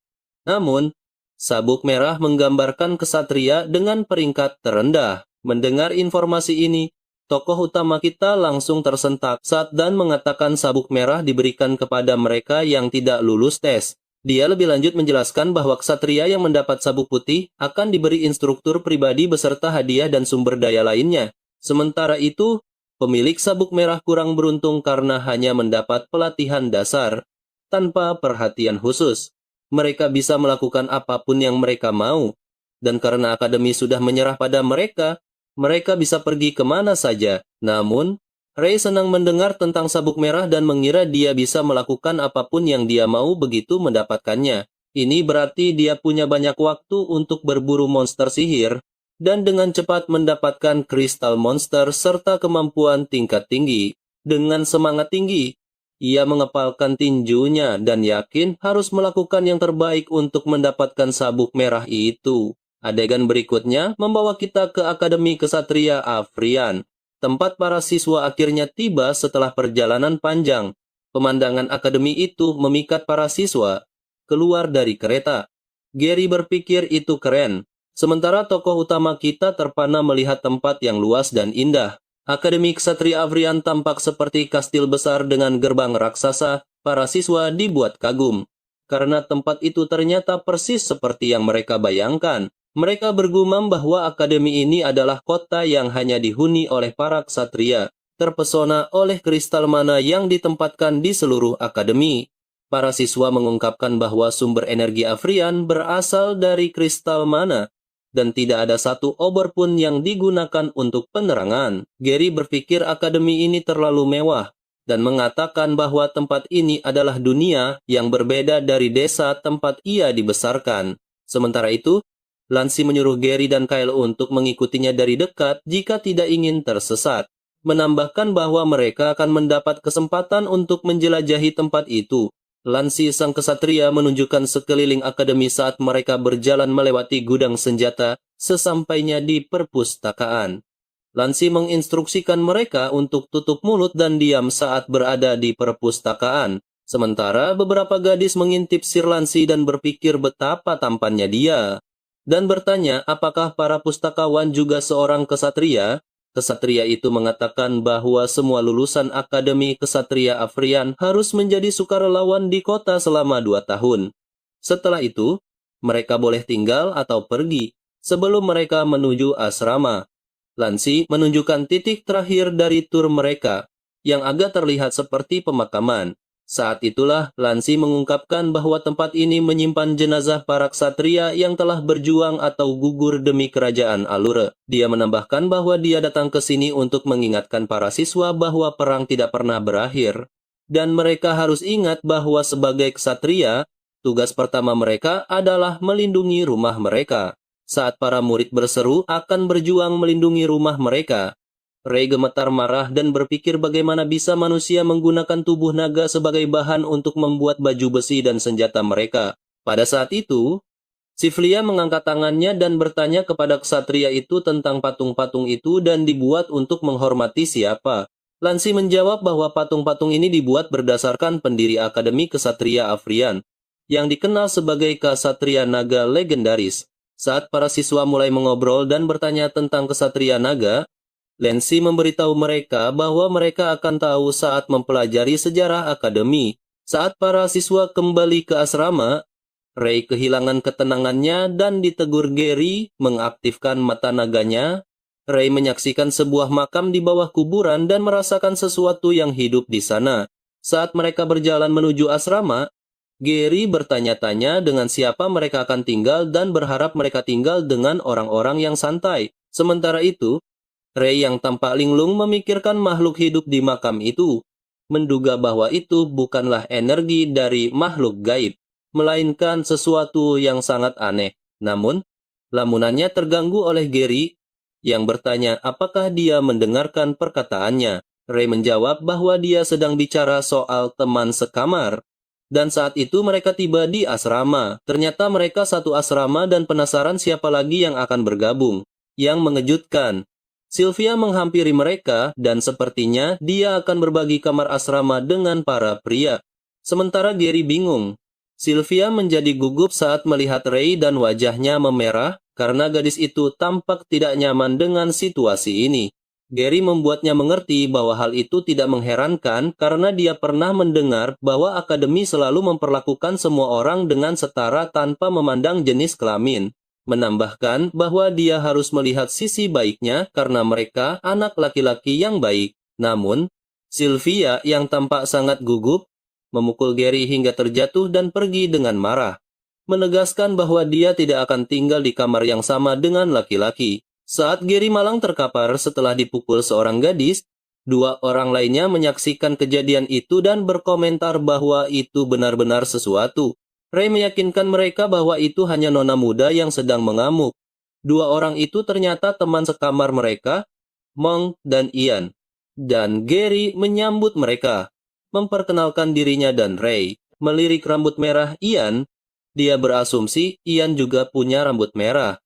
Sementara Gary melihat daftar teman sekamar dan menyimpulkan bahwa 2 teman sekamar lagi akan bergabung dengan mereka, Dan Marsha Woodward. Sementara itu, Sylvia tampak menuruni tangga dan menuju kamarnya yang penuh laki-laki. Dia menatap anak-anak itu dengan tatapan menakutkan dan memperingatkan mereka untuk tidak memasuki kamar karena dia akan berganti pakaian saat para pria itu terusir dari asrama mereka. Gary berkata bahwa dia tahu mereka tidak akan mengizinkannya pindah asrama. Dan pada saat itu, dan bergabung dengan mereka, bertanya mengapa mereka masih berdiri di luar. Gary mengatakan bahwa mereka menunggunya karena ada kecoak besar di dalam sana. Menambahkan bahwa mereka sedang mencari seseorang untuk menghadapinya. Mendengar ini, dan jadi bersemangat dan berkata bagaimana bisa para ksatria masa depan takut pada kecoa kecil dan menunjukkan pada mereka bagaimana caranya. Dia mendobrak pintu. Sementara teman-temannya terkejut dan berusaha menyembunyikan tawa mereka karena telah mengerjai teman sekamar baru mereka. Adegan selanjutnya membawa kita ke ruang makan, tempat semua orang tampak lahap menyantap makanan, dan yang dikerjai teman sekamarnya bertanya apakah mereka senang karena sekarang dia membuat marah gadis itu dan dia bahkan bisa mencoba membunuhnya dalam tidurnya, menyebutnya seperti bom waktu, sementara Dan mendapat tamparan di wajahnya. Gary keceplosan bahwa itu bagus karena banyak orang bahkan tidak mendapat kesempatan untuk berbicara dengannya. Saat Dan keceplosan tentang gadis itu, Sylvia mendengar percakapan mereka dan kesal atas apa yang mereka katakan. Sementara Dan dan Gary panik dan membela diri bahwa mereka tidak mengatakan apa-apa tentangnya. Di sisi lain, tokoh utama kita tampak menikmati sepenuhnya sambil melahap berbagai macam makanan. Sylvia menatap mereka dan bergumam bagaimana mereka bisa makan sekarang saat dia cemas akan segera diuji. Saat tokoh utama kita hanya fokus makan, Gary berasumsi Sylvia sedang membicarakan ujian sabuk malam dan bertanya apa hubungannya dengan makan. Sambil makan seperti babi, Ray berkata bahwa semuanya gratis. Dan Sylvia tampak pasrah pada mereka berdua, mengatakan bahwa mereka tidak bisa diselamatkan. Sementara itu, para senior memandang mereka dan menegaskan bahwa mereka seharusnya tidak mengharapkan apapun dari orang udik malang yang tampak melahap makanan seperti itu, dan mengoceh bahwa mereka belum pernah makan enak seumur hidup mereka, merujuk pada Ray dan Gary, dengan mulut penuh makanan. Mereka berdua berbalik dan menatap para senior yang masih mengejek dan menertawakan mereka. Para senior menyebalkan itu lalu berhenti di kursi Ian dan mulai mengejek pria berambut merah berotot itu karena tubuhnya yang besar, dan mengatakan bahwa dia memakan banyak tempat hingga kursi malang itu akan patah, menyebutnya anak desa. Sementara itu, Ian yang malang tampak kesal sambil menahan air mata. Para senior itu malah bilang mereka mual melihat orang berambut merah aneh yang keluar dari Rennie. Mendengar komentar pedas itu, Kyle berhenti makan. Sementara Slot dengan tenang menyesap tehnya dan menekan tangan si berang-berang kembar yang hendak mengeluarkan pisau untuk merobek mulut bajingan itu. Saat mereka terus melontarkan omong kosong tentang kutukan rambut merah yang menular, menyebut mereka kampungan dan meminta mereka untuk menjauh karena mereka tidak ingin memiliki rambut merah menjijikkan seperti itu. Mong yang tampaknya sudah muak dengan omong kosong ini berdiri dan menyuruh kedua senior itu untuk berhenti karena mereka sudah keterlaluan. Saat Ian menghentikan temannya yang hendak membelanya, para senior menyuruh Mong untuk tidak ikut campur dan bertanya apakah dia akan membela si berambut merah itu, menyimpulkan bahwa dia paling banter hanya akan mendapat sabuk merah, jadi dia harus mengurus urusannya sendiri atau mereka akan menghajarnya. Para senior yang berlebihan itu memanggil Ian monster berambut merah, memujinya karena tahu diri, dan menyuruhnya mengambil jalan memutar jika bertemu mereka di masa depan. Begitu si brengsek itu mengucapkan kata-kata ini, seseorang melemparkan makanan padanya. Senior itu marah dan meminta orang yang melakukannya untuk menunjukkan diri, sambil memaki-maki. Saat itulah jagoan kita muncul dan menunjukkan dirinya. Ia menampar wajah senior itu di meja dan memelintir lengannya, menahannya di meja.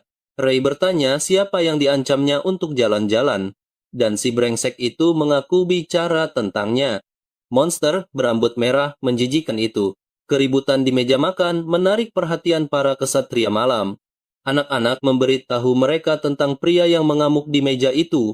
Sementara itu, Ray yang tampak sangat marah menghajar si mulut ember itu. Dan Ian menghentikannya sambil meyakinkan bahwa mereka tidak menyakitinya. Mendesaknya untuk tidak membuat keributan karena para naik sedang mengawasi.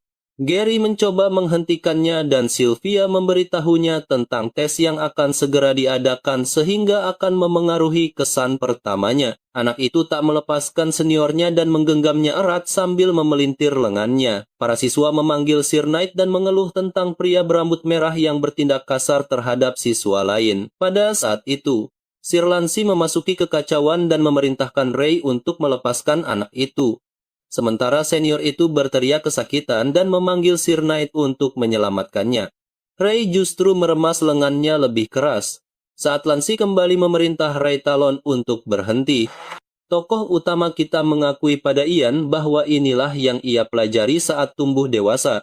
Bahwa ketika seseorang ingin memanfaatkan atau memperlakukannya dengan buruk, penting untuk menunjukkan konsekuensi dari tindakan mereka. Sepertinya Ray telah mematahkan lengannya dan para siswa terkejut melihat pria berambut merah yang menakutkan itu.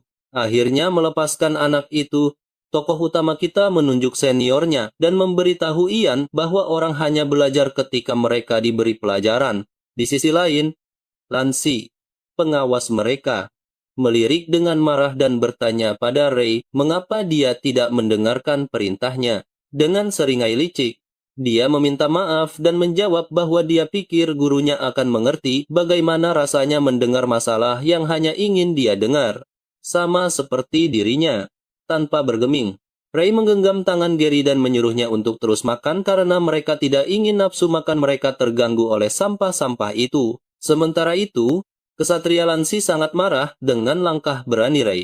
Bisikan mulai terdengar tentang para senior yang memulai pertarungan lebih dulu dan menambahkan bahwa mereka selalu menindas orang.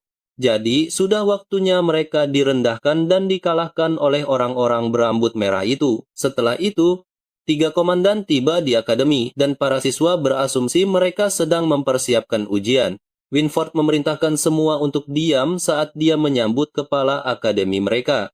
6 tetua, 6 kepala akademi muncul di aula, mengenakan jubah dan menyembunyikan wajah mereka dengan topeng. Melihat para tetua, para siswa mulai gugup dan bertanya-tanya apakah ujian ini sesulit yang mereka dengar. Karena para tetua mengawasi ujian.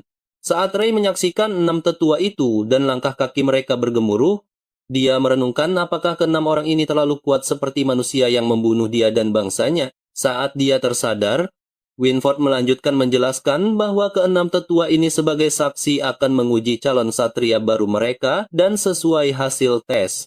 Mereka akan diberi sabuk dengan warna berbeda yang menunjukkan kemampuan mereka. Dia menambahkan bahwa jika para siswa tidak melakukannya dengan baik, mereka akan mendapatkan sabuk merah, yang berarti mereka gagal.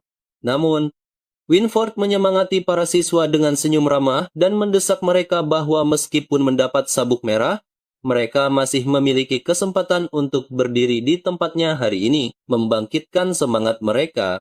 Winford mengatakan bahwa setiap orang yang berdiri di sana telah menunjukkan bakat mereka sejak mereka dipilih di usia 5 tahun. Dia memotivasi mereka untuk tidak menyerah karena pelatihan di masa depan akan membantu mereka mengasah bakat yang mereka miliki. Tokoh utama kita melirik Winford dan merenung bahwa dia selalu menyemangati dan positif.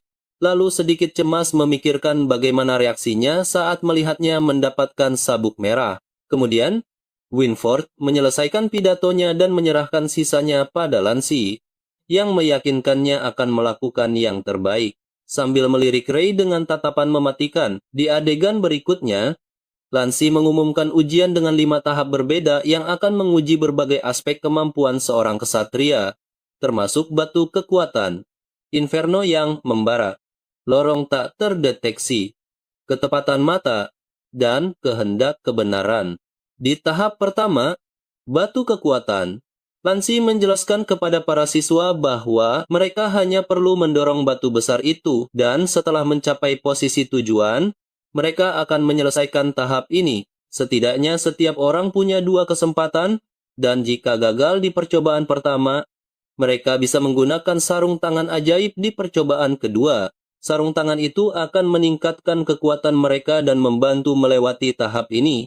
Meskipun menggunakannya juga akan memengaruhi evaluasi mereka. Jadi mereka harus mengingatnya. Gary berbisik pada Ray bahwa tesnya terlihat mudah dan si rambut merah pikir itu sangat mudah baginya. Tapi Ray bergumam bahwa seseorang tidak ingin dia lulus tes, yang membuat Gary bertanya-tanya apa maksudnya. Saat itu, Lancy mengumumkan tepat sebelum tes dimulai, menyatakan bahwa sebagai pengawas tes ini, dia menolak partisipasi Ray Talon. Sementara itu, Ray tampak tidak terpengaruh dan dengan percaya diri menyilangkan tangannya di dada.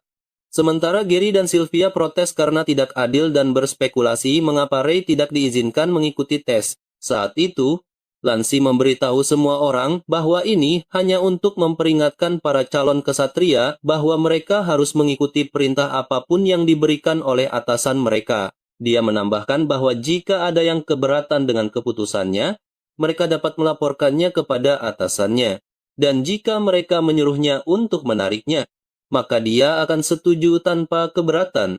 Setelah itu, dia memanggil murid pertama yang akan diuji. Dan Gary berbisik kepada Ray tentang berada di sisi buruk Lancy, sementara Sylvia menyarankannya untuk melaporkan ini kepada atasan karena dia tidak bisa memperlakukannya seperti itu. Namun, dia tampak tidak peduli dan memberitahu mereka bahwa ini justru mempermudah dirinya. Jadi, mereka bisa mengikuti tes dan dia akan bergabung di tahap berikutnya. Hal ini membuat Ray percaya bahwa dia pasti akan mendapatkan sabuk merah. Kemudian terungkap bahwa Gary dan Sylvia lulus ujian. Sementara Ion mengangkat batu itu dengan tangannya, padahal instruksinya adalah mendorongnya dan semua orang terkejut. Saat Gary kembali dengan berkeringat dan senang karena berjalan lancar, Ray memberi selamat dan memberitahunya bahwa tahap kedua mungkin akan sulit. Jadi dia harus bersiap. Saat bocah berambut pirang itu kebingungan, tokoh utama kita menunjukkan proktor tahap kedua yang ternyata dari Akademi Roland. Melihat proktor tahap kedua, Gary panik dan khawatir bagaimana mereka akan diuji padahal mereka belum pernah belajar sihir sebelumnya. Namun, Ray memberitahu bahwa medan perang tidak peduli apakah mereka sudah belajar atau belum, dan menduga mereka hanya harus mencoba melawan sihir. Dia menambahkan lebih lanjut bahwa biasanya orang yang kuat secara fisik justru memiliki resistensi sihir yang lebih buruk. Hal ini membuatnya berasumsi bahwa mereka mencoba menguji kelemahan dan kekuatan mereka melalui 5 tes ini agar mereka dapat menemukan cara terbaik untuk mengembangkan kemampuan mereka, walaupun semuanya masuk akal bagi Gary. Dia bertanya-tanya apakah dia seorang jenius serba bisa, tetapi Ray sepertinya tidak setuju dengannya. Kemudian, tahap kedua, Blazing Inferno dimulai dan penguji mencoba Gary dengan menggunakan sihir di dahinya dan dia bertahan selama 57 detik. Ray memujinya karena bertahan cukup lama, sementara Gary merasa gagal. Tapi Dan menyemangatinya bahwa hanya 1 menit berlalu di dunia luar untuk setiap jam dalam ilusi yang diciptakan oleh penyihir itu. Jadi, dia melakukannya dengan baik. Selanjutnya adalah Sylvia. Dan saat penyihir itu mulai mengujinya, dia menenangkan diri bahwa ini semua hanyalah ilusi. Jadi dia tidak bisa menakutinya. Saat penyihir itu menciptakan ilusi api, gadis itu melakukannya dengan baik hingga 5 menit berlalu. Sementara yang lain bergosip tentang betapa hebatnya dia, sementara semua orang menganggap Sylvia adalah dewi.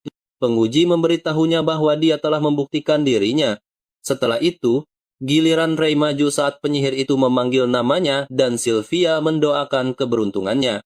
Saat tokoh utama kita berpikir 20 detik sudah cukup atau menyerah saja, dia bersiap untuk diuji.